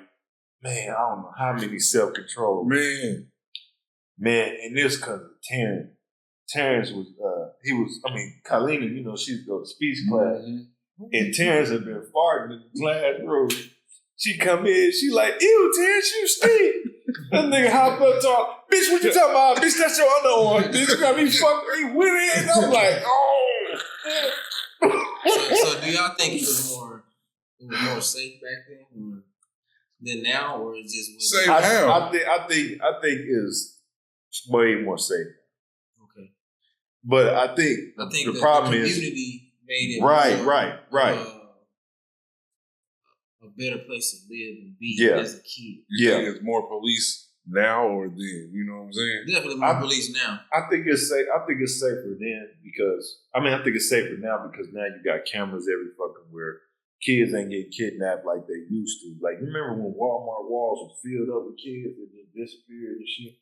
Or that shit that happened. Yeah, or that shit that happened in Atlanta where all them kids started coming up missing back in the day. It don't really happen like that no more. But I'm gonna say what makes it more fucked up now is that it's too many idiots. And then back in the day, you had grandmas on porches. You had a community. You could find your kid. I was telling him that the other day, like, you could find a kid just by walking down a couple of blocks. Oh, you seen such? Yeah. And they knew because everybody was outside. Now it's like, if you let your kid play outside, nigga, he ain't got no friends.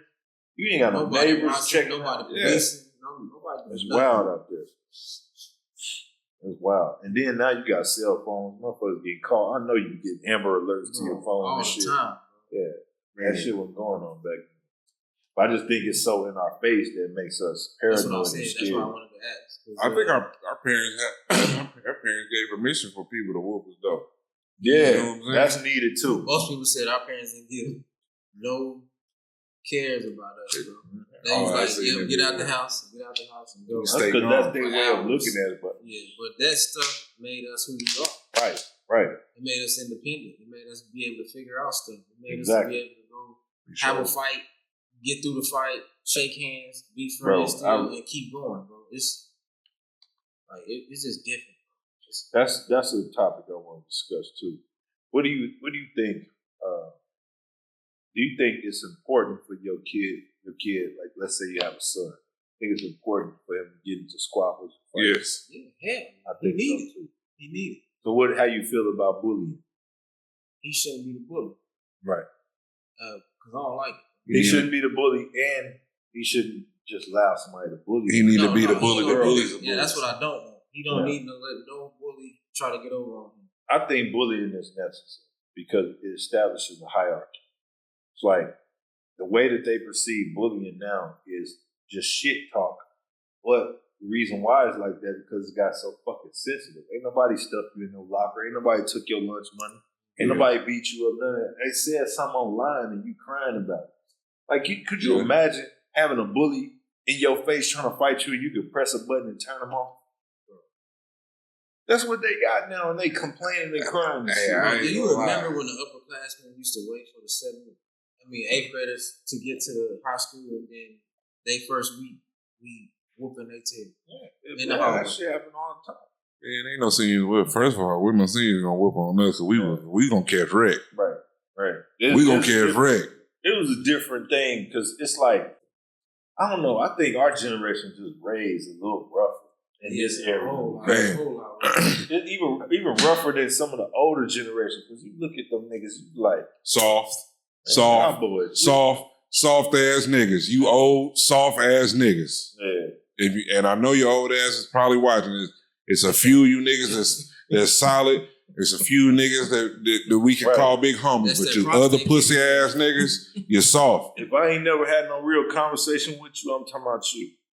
And I don't give a fuck how many times you've been in jail with a nigga and all that shit. You soft. That shit don't mean nothing. That means you stupid and you got caught. Right. That's what they mean. Fuck me up. Oh, nigga, I'm been in jail. I did my... Shut up, bitch ass nigga. You got caught. The fuck you mean? You ain't did shit nobody else ain't never did. To the pen. You done set your ass in that motherfucker and wasted your damn time. You gonna get your ass out here and we gonna still beat your ass. Now shut your dumb ass up. That's a whole nother level of ignorance right there. You sound bragging about going to jail, nigga, like you done went and got a college degree or something. So bitch ass up, nigga. You ought to be out here apologizing to your mama for all that money she sent. Man. You ought to be out here apologizing to your kids, nigga, for not being there to raise them, nigga. And now look at I'm talking about you niggas that keep... If you make a mistake or you get caught doing some shit, it happens to all of us. But bitch ass nigga, if your ass keep going to jail all the time, you got a boyfriend. Either that or you was just a fucking idiot. That too. Plain and simple. You stupid and got a boyfriend. Man, I truly believe that, bro. I'm telling you, the niggas that love going, it's like, they love it. Man, look, hey, I hate being away from women. I don't know about you. it's a lot of them. It's a lot of them fools that a lot of niggas you look up to. A lot of niggas that y'all think them niggas that they booty bandits, rump rangers. You know what I'm saying? Yeah. I think bullying is important, man, because it builds character, tough skin. It's almost like a kid that gets pinched. You pinch a baby, it's gonna lose his mind because it's like, what the fuck? Mm-hmm. But if I pinch you, you're like, what you doing? Yeah. It's more about the touch than the pain. Yeah. You know, but that's just because over time you just grew out of that shit, and that only comes from, you know, building calluses on you and who you are as a person. I don't have a problem with it. I'm telling my son, hey, somebody bullying you, be there. Are they jumping? All right, well shit, get in that ass, nigga. Hey, and it is what it is. You better come back with a victory or a scar. Something. Yeah. Because even the perception of bullies, even in Disney movies, you know what I'm saying? Mm-hmm. They picked on the kid until they like, all right, like the first kid, what'd he say? Hey, go out there, stand up for yourself and such and such. As soon as he got to the dance, because he finally got tired of the bullying, what'd he do? Sock the bully in his eye. Mm-hmm. Then what the bully ended up doing? Being his friend. But you know, they don't make them no more. Yeah. They don't even make them no more. Good Disney movies and shit, showing you shit, how you grew up and all that, and teaching little small things like financial things and shit. It was molesting them kids on video. Oh, shit. That's all about there. Hey, so I don't know what's going on now. I'm just saying with the product. The movie, The movies actually taught you something. We didn't peep it, but it was teaching you some shit. Yeah. These movies now, it's like, they're just teaching you to just be a fucking idiot, running around thinking everything is hunky-dory. Yeah. So how you feel about thinking that every TV show, every movie nowadays has to have some gay shit in it? Some gay, bro. I'm already done. Look, I was knowing this shit before y'all better say it. That's why I be laughing, because I just told these niggas I just started watching 911. Very motherfucking first episode or two, the dad gay. The only black man on the fucking show is gay. Then they go to the fire department or whatever. The only black person working there is gay. Right. I'm like, man, why y'all always doing this bullshit? But see, that just shows that they don't have no respect for us, because they think that being gay is the same as being black. Motherfucker, we don't identify with all that shit either. They gonna just put that shit on us. Yeah. Booty bandits and shit. How the fuck you gonna make that the same as a black thing? Y'all crazy as hell. You can't make that the norm, because you can't make a decision a norm. Yeah. You know what I'm saying? and I'm gonna get flack about that, because they're gonna be like, oh, you know, we didn't have a decision. We were born that way. That's such bullshit. Maybe so, but you still can decide whether you want to go that way or not, because of the natural order of life. Right. But being born black is not a decision, and it's not synonymous with being a sexual or having a sexual preference. Yeah, it has nothing to do with morality. Yeah, or any type of a decision making whatsoever. Like, for example, you might see, you know, smoking a cigarette as an okay whatever decision. Some people might see it as being horrible. Regardless of how minuscule it is, it's still a decision. Yes. It's not a decision to be black. It's not a decision to be white. Like, that's all bullshit, man. And then y'all try to force that shit like we all in the same motherfucking group. I'm gonna tell you, the root of all this shit, if it ain't racism, it's fucking feminism. Think about it. Where does all this homosexual ideology come from? Feminism. They have the same talking points. They have the same type of legislation. They have the same arguments and shit. Who's the biggest proponent for homosexuality and all this trans shit? Women. Yeah. Men don't fuck with that. I don't know. Hey, look, well, you know, back in Roman Greeks and all that shit. If men fuck with that, they probably get it. Yeah, super. But straight women love to hype up gay motherfuckers. They don't like straight men half as much as they like gay men. So why do they? Well, so and they use it to disrespect. Yeah, I already know what you about to say. Yeah, see, it was coming too. Yeah. So why do women campaign and glorify men being gay. Oh, that's my best friend gay and all this such and such and blah, blah, blah. Better not nobody mess with him and such and such. But the first thing you one of them angry, bitter women do when they want to talk shit to you or disrespect you. Oh, you must be gay. Yep. Who hurt you? Who touched you? Who did this? Do you say that to your best gay friend? Yeah. How does your gay best friend feel about you taking a stab at his sexuality and making it pushing on to a heterosexual man as a disrespectful tool? Yep. Yes, sir. That's put this into perspective for you slow motherfuckers. That's like a white woman telling her white dude, you acting like a black guy. Look at you acting like a black guy, but claiming not to be racist. Yeah. How are you using it as a way to disrespect somebody if there's nothing wrong with it? That makes no sense. That's like me saying there's something wrong with, I don't know, you bleeding every month. You disgusting bitch, you bleeding every month. But then turn around and say, oh, it's perfectly fine. It's a beautiful thing. Well, how you gonna diss her for bleeding every month? Mm-hmm. That's some dumb shit. But, it's okay. My daughter goes to that every month too. You know, it's a natural order of life and everything. Then you turn around and be like, you nasty bitch. Just over here just bleeding for no goddamn reason. Every motherfucking month. Nasty bitch. Yeah. Funky, what they say? Funky bitch. Funky. Yeah. You know, it's like choose a side. You know what I mean? You don't have to be hateful, or you don't have to be, it's ignorant, really. That's all it is ignorance. You know what I'm saying? And I think what happens is when people are that ignorant, they don't have the vernacular or the words to say, hey, to express themselves and be like, you know what? Or the common sense or the common courtesy to be like, you know what? Let me think about this, or let me bow this out, and let me think fast and speak slow. No, they just say the first thing that comes to their mouth because that's how they truly feel. You know what else too, man? I remember watching it was Ricky Lake and Jimmy Jones. This was back in like 2014, 13. I'm watching old clips and shit on YouTube at work. And they had a gay dude on there that was like an older gay dude. He had a partner for 20 years and he died from AIDS and shit.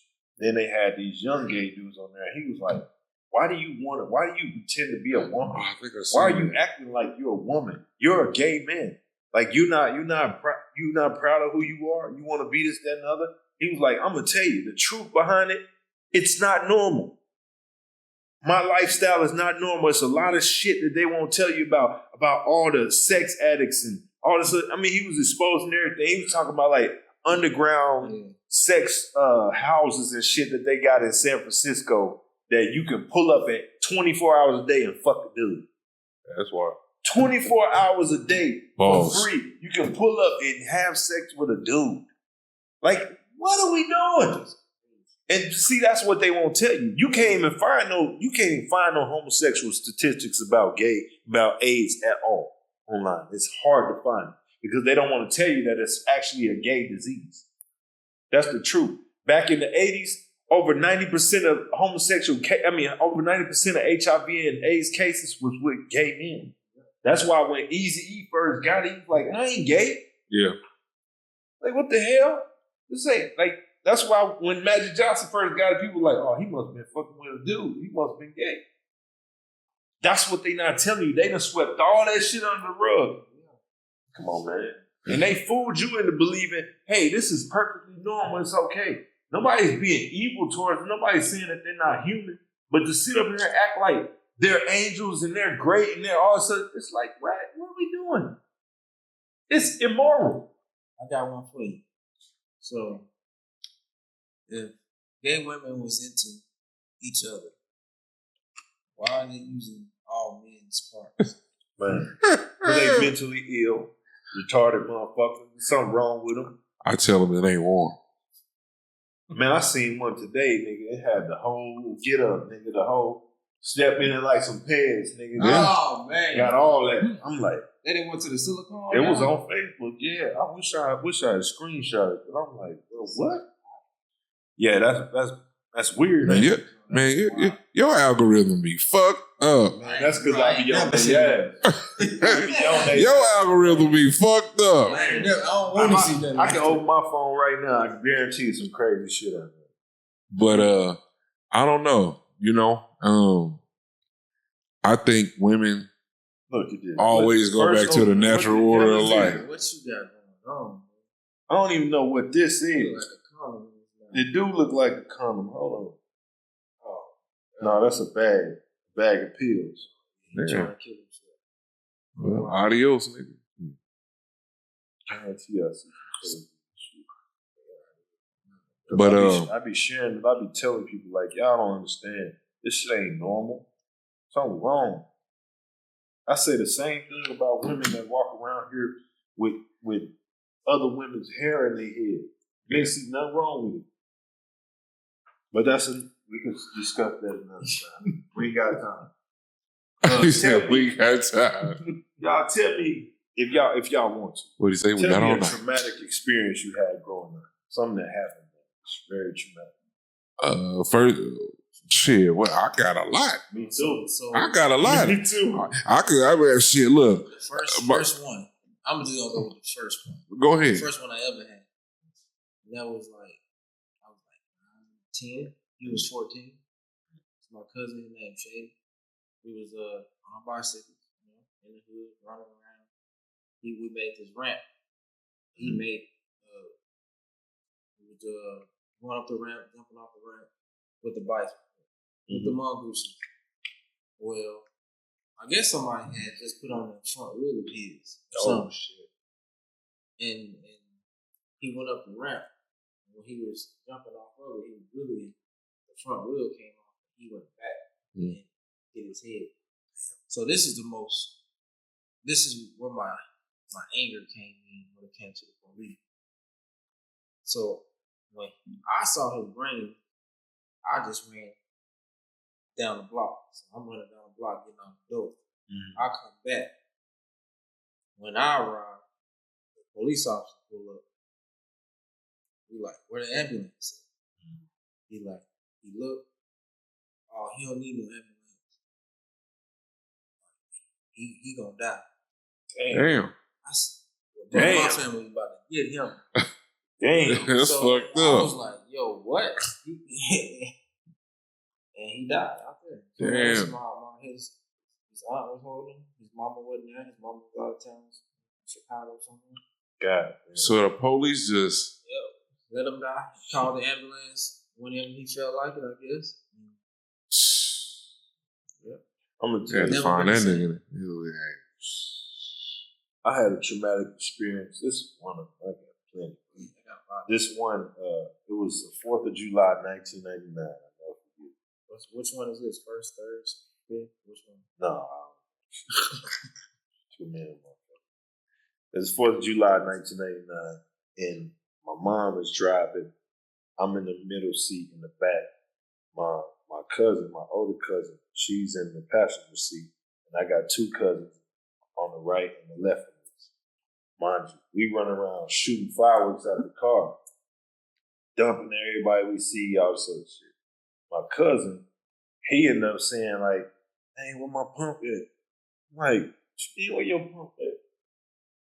I ain't thinking nothing of it. Mm-hmm. We pull up right in front of Indian Park, man, and I just hear bottle rockets going off right behind me. My bag is right behind me. He didn't drop his pump in my bag. Oh, man. So they going off all behind me, cherry bomb. Boom! I'm like, I feel it. Yeah. But your adrenaline rushing.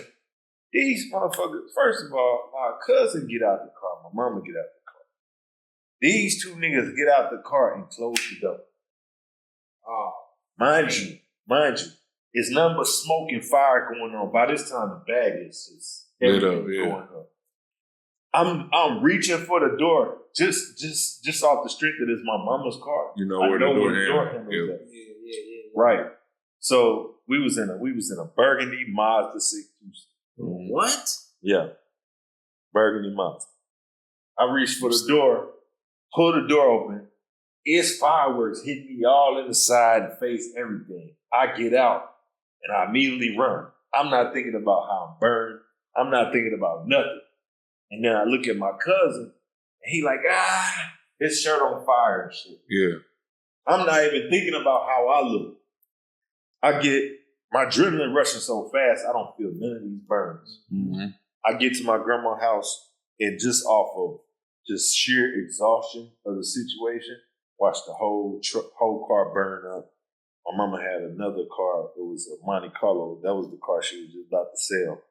And get to my grandma's house. I don't think she'd wake up the next morning. I fell asleep in my grandma's bed. Wake up, my skin is on the pillow.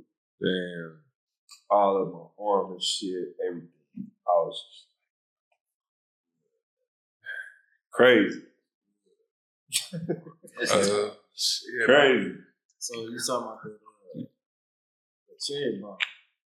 Oh yeah, damn. The cherry bomb for me, 2007 July 4th, right before college. I'm trying to light the cherry bomb. It's in a tube. I got the tube on my thigh. I'm gonna shoot that thing. It gonna shoot. It just exploded. Yeah. Oh man. You talking know, about sure adrenaline didn't feel that? I didn't know my thumb was hanging off. I didn't know none of it, bro. I didn't know none of that. damn. That's like, I couldn't hear nothing. Nigga talking to me. I'm like, bro, what? Huh? we had that happen to a couple of people, and then people start figuring out how to do it. You got to put all your pressure you can on pushing that bitch back up. That way it won't explode. It's just gonna shoot sparks out the end of that. It ain't gonna feel good, but it ain't gonna explode your hand. Like, I seen that shit happen to my little brother. Blew a chunk out of his damn hand. Damn. Yeah, damn. Nigga had Chris Rock. Yeah, I was like, good. You know, only thing using I'm thinking. Man. That's deep, right? Yeah, I mean, shit. I can do the. I can tell you the fish story. I can tell you the home invasion story. You know what I'm saying? Whatever, just run with So, it. We got shit, hella stories to tell. Shit. I give you one. My mama at the time was going with this fucking dude, and he was a dope fiend and shit. And he used to beat on me. And so he cooked some fish and spaghetti one night and shit. And I'm allergic to fish. I'm highly allergic to fish. So he make everybody play, y'all sit the fuck down, y'all eat And I'm telling them, I'm like, I can't eat fish, I'm allergic to it. You know what I'm saying? Well, he don't believe me. So for hours, like at first, when I first was telling him, you know, I just sat there and I wouldn't eat. My brother eat, my sister eat, you know, they can go. I'll get up. I had to sit at this table for hours. He sat there and beat me. Yeah. So I'm like, get to the point to where I'm just like, fuck it. But I'm trying to wait until my mama get off. Usually around the time when she get off, and she'll come in and be like, all right, yeah, you know, you can't eat it. Nigga, she had to work late that day and didn't know it. Man, I got to the point where he just kept beating me. I just said, fuck it. I grabbed a handful of fish and just put it in my mouth. Instantly. Wasn't even 5 minutes. I couldn't breathe. My face swelled up. You know what I'm saying? I looked like the dude off of Big Trouble in Little China. Remember that shit? Yeah. Face so swollen. He's sitting there. He's still beating me because I won't eat. Because I can't eat at this point now. My mama come in and she like, what's going on in here? What's the fuck going on? He's like, that motherfucker won't eat. You know what I mean? Such and such. He was like, what you? And it's fish. He allergic to fish. Thought I was fucking lying. To sit there and I had to be rushed to the hospital. Where he at? He in jail right now. When he get out, he just like this. You know what I'm saying? Bro. Like, look, when that's why I'm saying, like, at 6 years old, I was like 9 or 10 at this time. Wow. So it was like 97, 98. Around this, it was like 97, 96, 97. Yeah. So I'm like,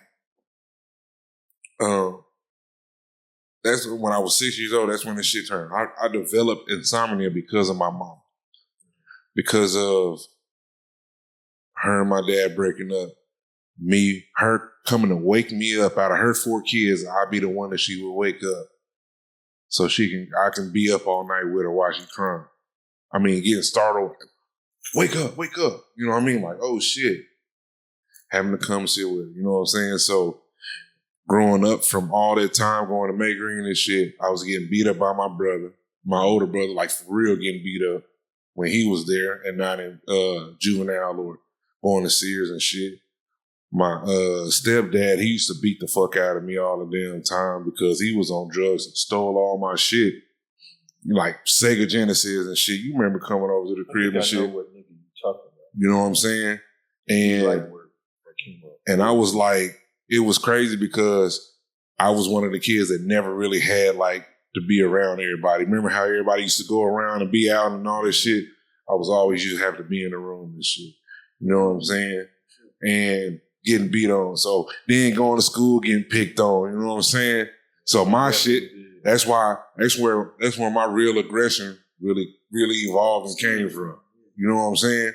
I had a whole ass so-called, I don't even never want to let that shit come out my mouth. My mama ex-husband, this bitch ass nigga. Man. Bro. Man. If I ever see him, it's gonna be a misunderstanding. You hear me? Man. When I was a kid, I'll never forget this one day. I had my dog in the house, and you know how I was with Nino. He go everywhere I go. So my friends there, I think it was Bill and somebody else, and he came in. We were going to get something to drink or something. He was like, "Y'all get something. Y'all better clean that kitchen back up." I'm like, "This bitch ass nigga always running his mouth and shit." You know, that's how I'm talking. I'm like, "Don't worry about this nigga. Y'all can get whatever y'all want." So he had something else to say, and I'm like, "Man, who is you talking to, bro?" And I'm like 14, something like that. But I ain't had no respect for this nigga. I never liked this whole ass nigga. So then he grabbed my dog by his choke chain and just threw him from the porch all the way down the stairs. Man, I just lit into this nigga. This ass nigga hit him in his jaw. Mind you, this nigga like 6'2" police officer. I'm like 5'7", 5'8", maybe 110, 20 pounds. And this nigga choked me out on the couch. Choked me out so bad, nigga, my eyes were bleeding. I got up. I thought he was gonna kill me. I got up and I went to see my grandpa. My grandpa said he's gonna give me a strap to go murder this nigga. I ain't gonna tell y'all this. I remember. No, this whole ass nigga had it coming, but God saved this motherfucker. And ever since then, bro, I just been looking at this nigga like, bro, you ain't shit. He a child molester and everything. He molested me. But he ended up getting with another lady and he molested her kid. Hoe ass nigga. Yeah, he's a hoe ass nigga, man, all the way around the board. This nigga's like that, man. Like my second story was because of this nigga. This nigga done ran off with somebody dope and shit or some shit like that. And so the dope man that come to the house, you know, you be in the house by yourself. Your mom said, don't answer the door for nobody. Right. Even if it's me, you better not answer the door for nobody. So, you know, we in there by ourselves. So I'm the oldest, and then it's my sister, then it's my brother, he the youngest. So we in there, and then somebody beating on the door, like it was, you know what I mean? It's startled. So I go to the door, I'm like trying to hear like who it is. Boom! Kick the door. Come in. Don't know who it is. What's that? I don't know. You know what I'm saying? Start running through the house, just start grabbing shit. Give me this shit, push me out of the way.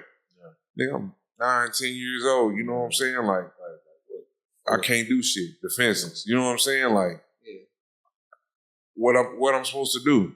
You know what I mean? I can't whoop this nigga. My brother, he gone. You know what I'm saying? My daddy ain't gone. I don't know what to do. You know what I'm saying? My daddy ain't here. So, you know, your mama will tell you, you better not call your daddy. You better not do this. You better not do, you know what I'm saying? Like people don't understand, like growing the fuck up and being traumatized in life and all this shit, and people think you got it good. Life be fucked up. And people don't understand the situations that you've been in or the situation that they put you in. You know what I'm saying? Life be fucked up. This is the thing, though. No matter what you've been through, you don't let it break you. No, it's a choice. There's so many people that let that type of shit break you. The stories we can tell, y'all think it'll be a motherfucking movie. And we telling you the shit that ain't even that bad. That's light work. That's what I was just saying. It's light. It could be a movie. So my second one is for you kids out there that like to run away. Pay attention. So if you gonna run away, you better know your friends. Because if you don't, this story gonna resonate with y'all. So I'm in Cali.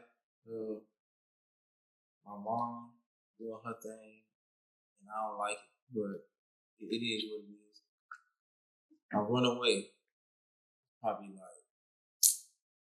a couple streets over. California pretty big, so a couple streets is far. So I get to this house. I'm upstairs. I'm telling my little friend, "Hey, bro, I ain't going back and running away. This gonna be my first stop.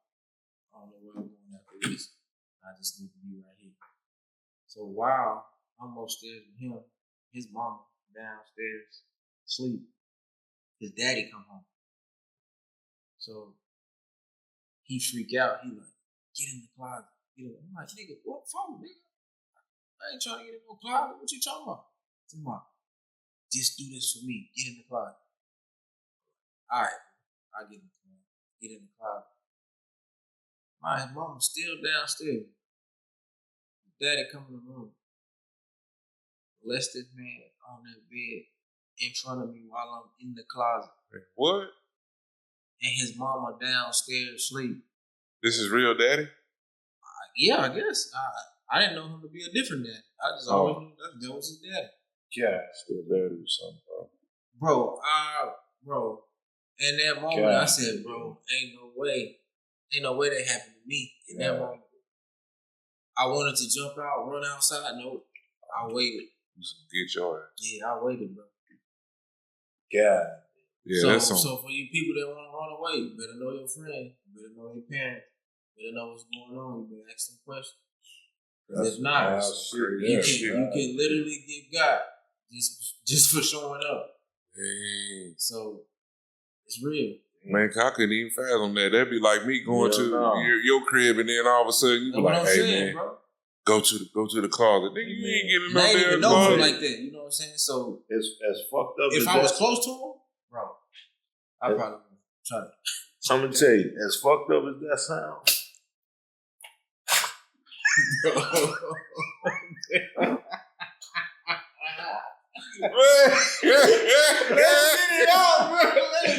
Why you laughing? Nigga, look, as fucked up as it sounds, nigga gonna have to kill me. Oh God, look. Oh Jesus. Let me tell you something. That's fucked up. That's a really fucked up story. Yeah, it is. Y'all know, man. Man. Hey, that shit can I ain't laughing at the story. I'm laughing at this nigga response, but I know exactly what the fuck he gonna do. Even if I'm a kid, that shit can only happen one time.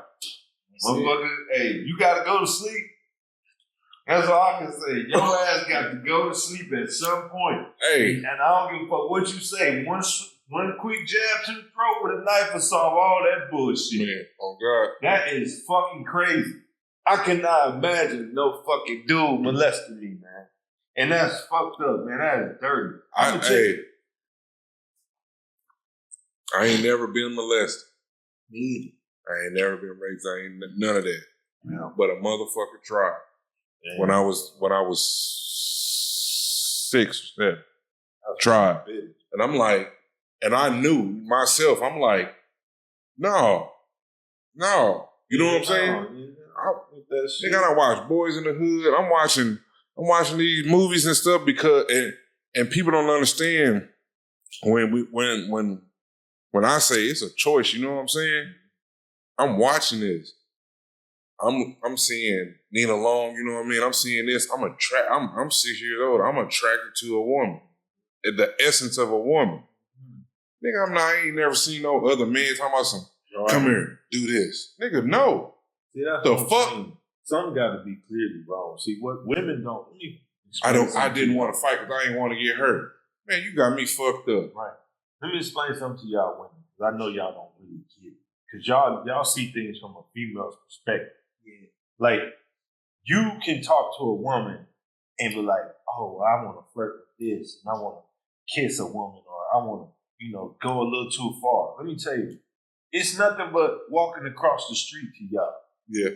To us, it's going to another fucking planet to fuck with a dude. Man.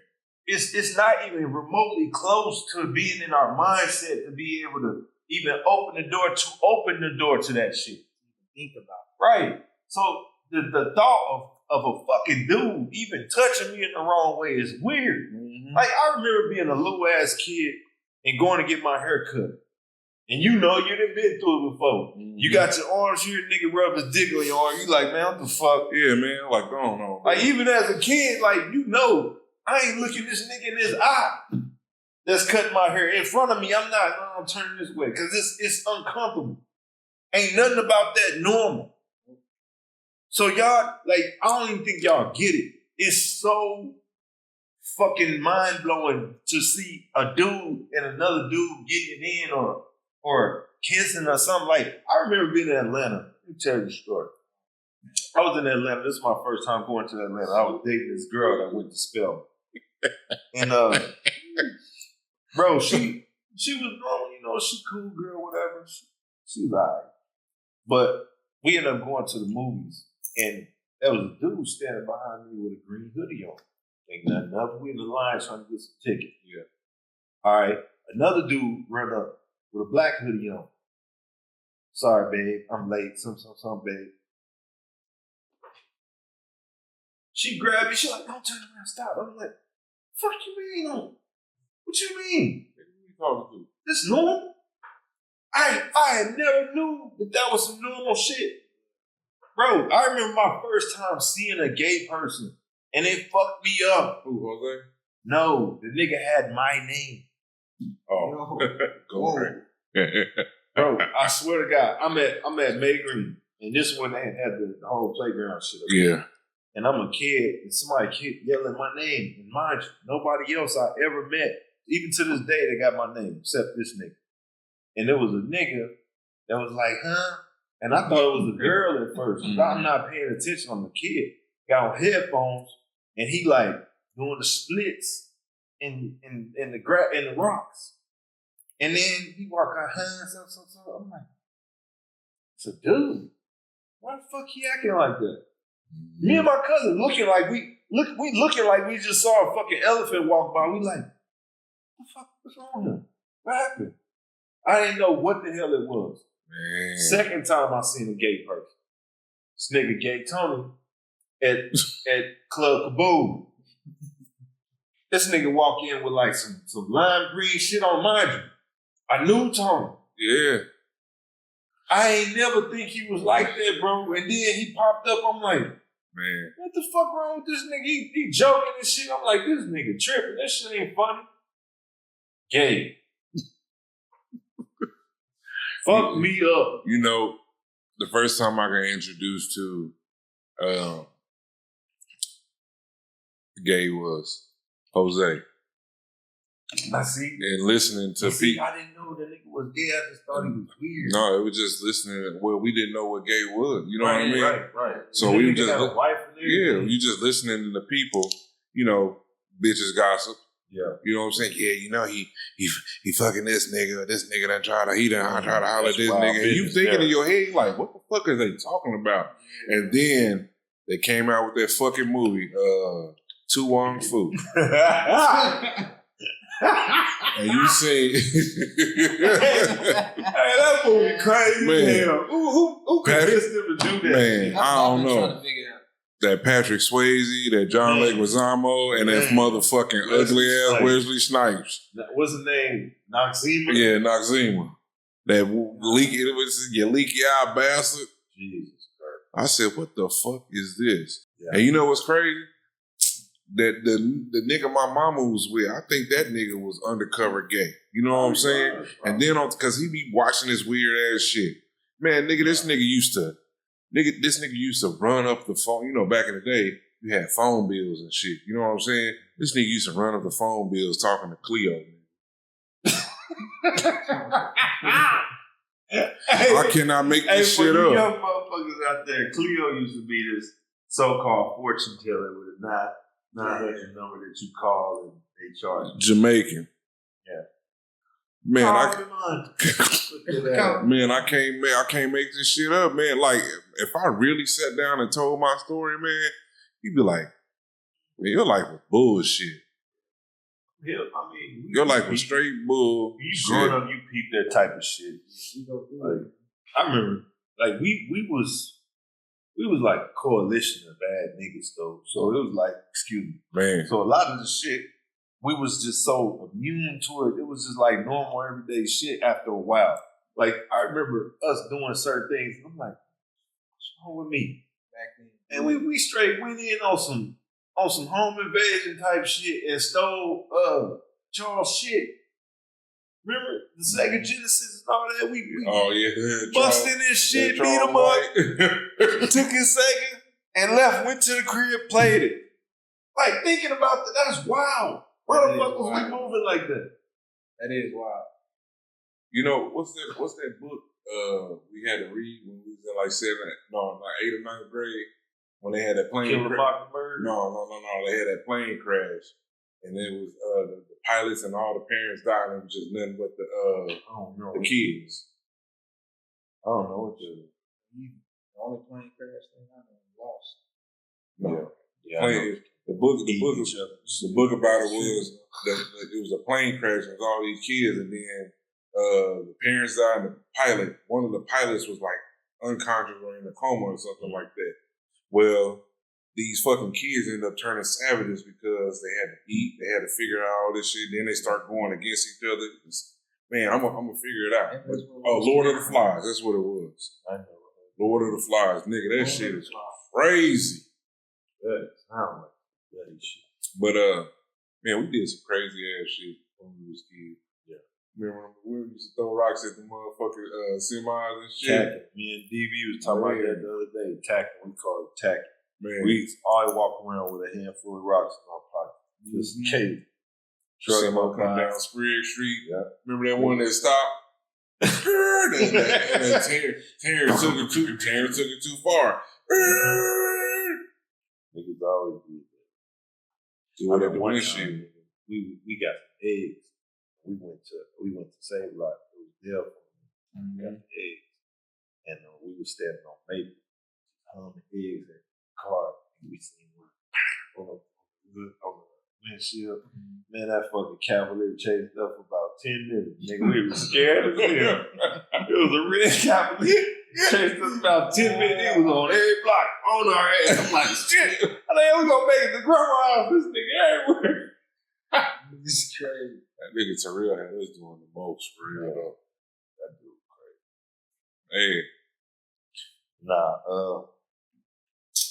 guess, man. That's it. Unless y'all want to do some more movies. Here's what you thinking, man. All right, rapid fire. Greatest movie you ever saw? You gotta give me context. Okay. Greatest sci-fi movie you ever saw?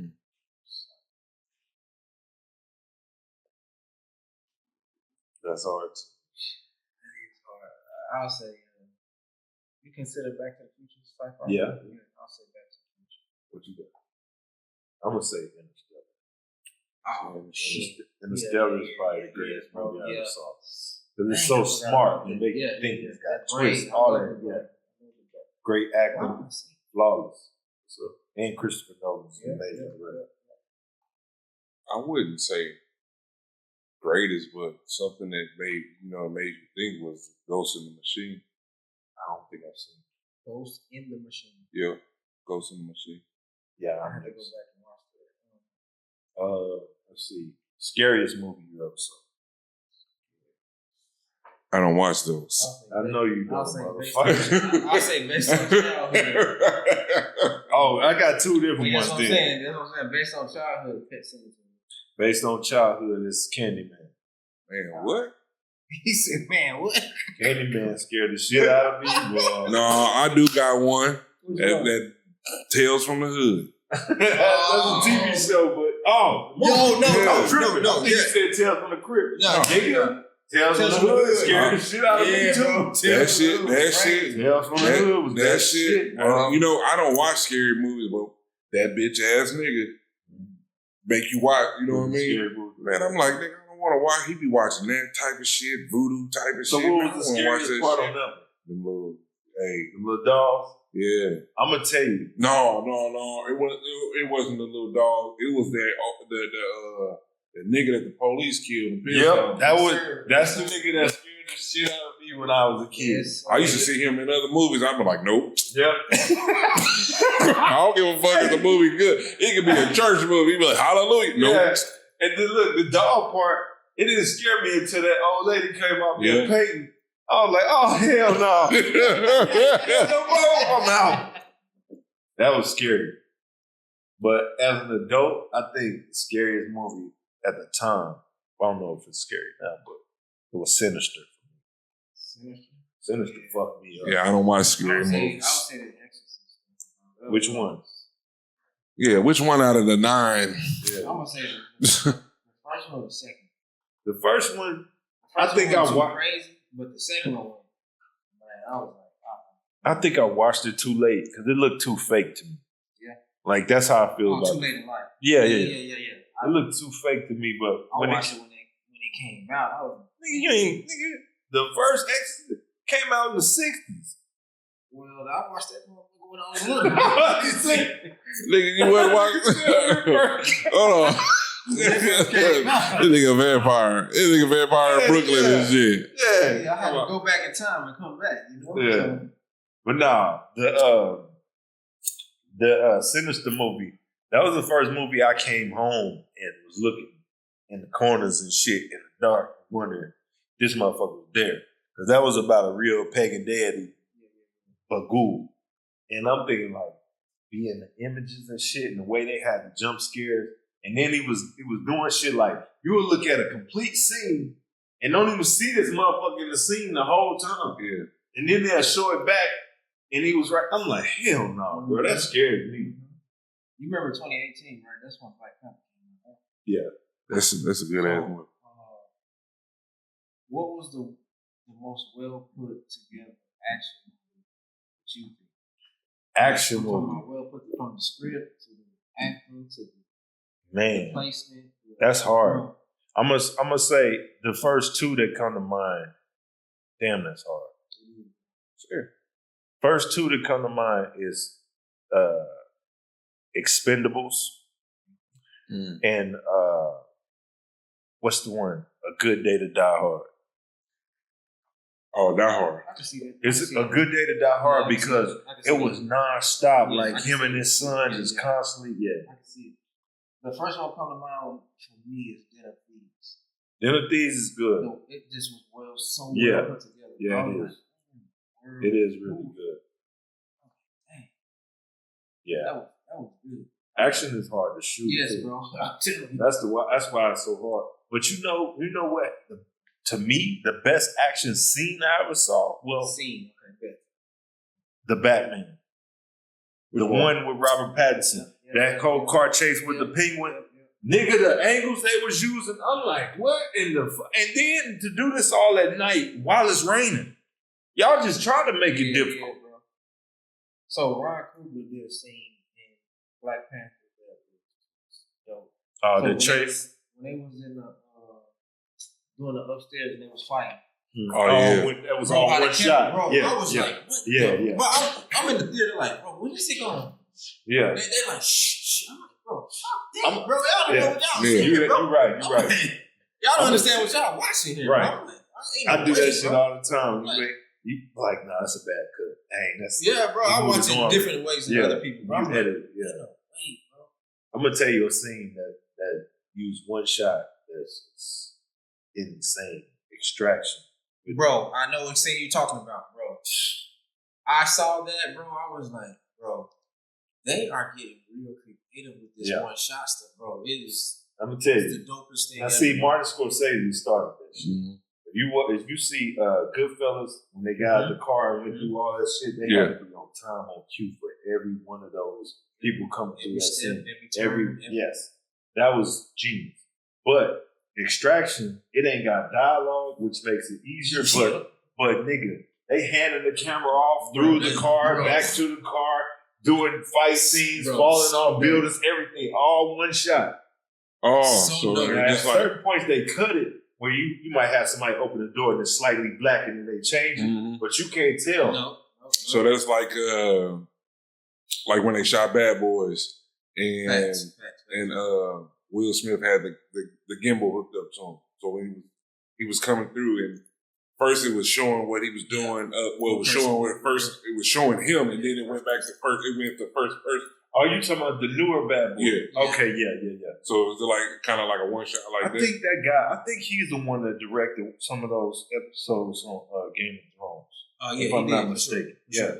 Because that to me, when I seen that shit, I was like, "Oh." I'm gonna tell you what's even better than that, and it came out years before that. Bad Boys 2. The scene when they that's what I thought he was talking about. Yeah, the Zobel house. Yeah. Oh yeah. Bro, that was dope. Yeah, I don't know how. That was dope. I know how they did it. You ever seen? I always watching behind the scenes, bro. So you ever seen them do the whole fall with the tripod, and then they come back up the same shit? I think it's on ATL or Shot, whatever. They did that. They come with the camera, boom, and then they have a split, and then they keep going around. That's how they do it. Okay. I watch all the behind the scenes for movies. Yeah, me too. I'll be like, I gotta figure out how they did the shot. Well, you know who the most impressive that I've seen, and people don't give him enough credit, is Michael Bay. Yeah, I was when you said action, that's what I thought. I instantly thought Transformers they don't give him much credit. And not just Transformers, like some of his other ones. Yeah. The Bad Boys. Yeah, he did. So this is where for the controversy going to come in. Everybody yelled Michael Bay ass. Who you think the top 5 actors are today alive? Of all time? Oh, that ain't that hard. Yeah, alive. Give me Russell Crowe. Give me Al Pacino. Give me Denzel Washington. De Niro? No, he ain't in my top. You got a wide range. Give me, believe it or not, this gonna fuck you up. Give me Eddie Murphy. Mm-hmm. And then, which one? You know who should have been one that didn't make enough is that nigga Cuba Gooding Jr. Yeah, he was a genius. Bro. He should have been one. I'm trying to think. It's got to be somebody else. I'm gonna say Daniel Day-Lewis. Like that. Who you got? My number 1 is Jamie Foxx. Okay. Yeah, he got a wide range. Yeah. I love Russell Crowe. So Russell Crowe, bro. Russell Crowe, the only actor I've ever seen that you never see him play the same role. Yep. Ever. Think about it. Virtuosity. American Gangster. Gladiator. The new Craven? The Hunter. Mm-hmm. Bro, he never plays the same character. You can't say that about a lot of actors. Yep. Denzel's in there. With this one guy where I get a lot of controversy with is he played in the trilogy. I can't think of the name of the trilogy, but it's part of Glass. And I know what you're talking about. Malfoy. The white dude. Yeah, the one that played Professor X. Split personality. Split. Yeah, I know what you're talking about. He's good. Yeah, he is dope. He's good. Bro, I don't see nobody like really doing what he does, bro. So I'm like, there's only one, and he ain't here. Yep, you're right. I'm gonna tell you. Right, bro. And I think this dude had the greatest acting job of all time, and that's Heath Ledger. Heath Ledger was bro. Heath Ledger is he is different, phenomenal, bro. Yeah, I give you that one. Yeah. That's You know, I heard. Forgot about that. You know, I heard that there was a movie that was being shot that Keanu Reeves and somebody else ended up teaming up to finish the movie, just to give like shots of him, so they stepped in and do shots of Heath Ledger just so they could finish the movie. I need to see that. Yeah. So how you feel about the Hitman movies? I never watched. What Hitman? You mean John Wick? I mean John Wick. Oh, I like it. Yeah. So I think after 4 I was done. It was just too much. It's too just much all killing. the same thing. Yeah, So pretty much. I agree with you. I'm like, how can he be alive out of all this stuff that's I agree wrong? with you. So I was like, 3, cool. 4, I'm good. I don't know. Then it came what- out with a 5. I ain't even watching. I mean, well, shit, how many times we gonna watch Mission Impossible? You know what I'm saying? But see, Mission Impossible is always different. It's a story. I know. To me, you can't You compare got the the same two dog. No, I'm just saying, how something over and over again. How many times we gonna see a Fast and Furious? Now, see, I that's stopped different, a bro. long time ago. Fast and Furious is bullshit. Man. Yeah, I stopped that a long time ago. Man, that, when them niggas out of swung space. with the car, bro, I'm Oh. like, come on. I'm in the movies like, man, I'm finna walk out this motherfucker. Yeah. When we was coming up and we watching that shit, we thought that shit was the coolest shit ever. And then we seen We ain't Fast never and Furious seen 2. nothing like that, bro. No, I'm just saying, I'm talking about the Fast and the Furious. Oh, and then yeah, we yeah, went yeah. to Fast and Furious 2. We like, Because it was real. because that's the shit that we doing, you know what I'm saying? Yeah. We getting our Hondas, we riding them motherfuckers, niggas, we got problems, we getting out, we handling business, hopping in them bitches, we on the highway, zooming back and forth Yes, between sir. sites, fucking bitches stacking change. Yeah. I'm Then when them niggas went to space, man, no, bro. It was way before then. Them niggas was doing too I'm like, much. what the fuck? Jumping from building to building. Yeah. Oh, that the boss shit? He Yeah, said, that shit. Come on, man. Yeah, that shit. Lifting cars by itself. This nigga caught a car. Oh, yeah. Come on, bro. When did he become the Incredible Hulk? This nigga caught a car. Yeah, I seen the clip on that. I ain't And then beat up the Rock. Then he lifted a car while shooting a gun. The fuck? Man, they dead wrong for that. They know they wrong. Then how the hell is brother John Cena Yeah. and come out of nowhere? Then motherfuckers coming back to life and shit. I'm like, come on, All man. that lit. No, that one kind of makes some sort of sense. Yeah. You can see it being somewhat reality. Han, Oh, yeah. we Yeah. seen Yeah, Han we die. seen it. He was gone. Then we seen Gal Gadot jump off a plane, dumping in the air. How she lived? Nobody even explained it. Come on, man. They know that's some bullshit, bro. Flip it, man. You see the one, I think it's Fast and Furious 9 when he was in that big ass SUV, not SUV, but big ass 18-wheeler, and then flipping down the hill, he running around on the inside. Come on. The inside of the SUV, No, the big ass 18-wheeler. he running around. He was driving it, Vin Diesel. Then he running around on the inside trying to get out. Come on, man. This is some bullshit, bro. Ain't no way, bro.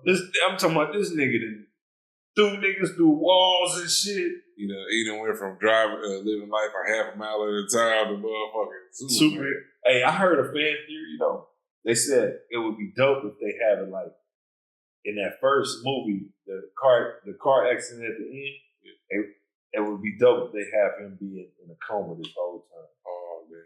Yeah, that would have been. And I was like, yeah, that would be dope. And he been dreaming. Yeah. Now he wake up and he got like a daughter with Nettie or something. He trying to figure out his life and shit, go back to street racing, go back to the real world. That'd be wild. Yeah, that would be crazy. Yeah. That'd be That'd crazy. be some bullshit. Bro, they one step away from having multiverses. Yeah. They a trip. I seen Tyrese get smashed with a tank and walk out. Come on, man. Come on, man. Come on, man. Come on, man. Come on. Yeah, man. You know, I think the last great one was 7. I think When stop? Wow. Oh, nigga, 6 is some bullshit too. This nigga, I'm talking about, he going full speed on the highway doing about 100. Letty ended up getting slung off a tank. Nigga, I'm talking about, it's a big ass gap between the highways. Yeah. He didn't hit the wall, threw himself off the car, caught her in mid-air and landed on the other side on the car. I'm like, God damn it. Turn this shit off. God damn it. Turn this shit off, bro. That nigga Superman, man. Yeah, Don be doing it. But shit. I think I just started running out of ideas and just start throwing shit at it. So, writers of movies and shit, where do y'all draw the line of reality writing? Where do you feel like? Because you know, speaking on these movies, there's a fine line between reality and a fine line between the bullshit. I'm gonna tell you a movie that pushed the line perfectly, and I thought it was genius. Was Deja Vu. Oh God.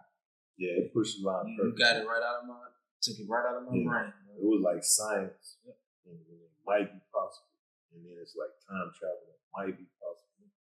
It was been in reality. Have you ever had Deja Vu in real life? Oh yeah. Fuck me, yeah.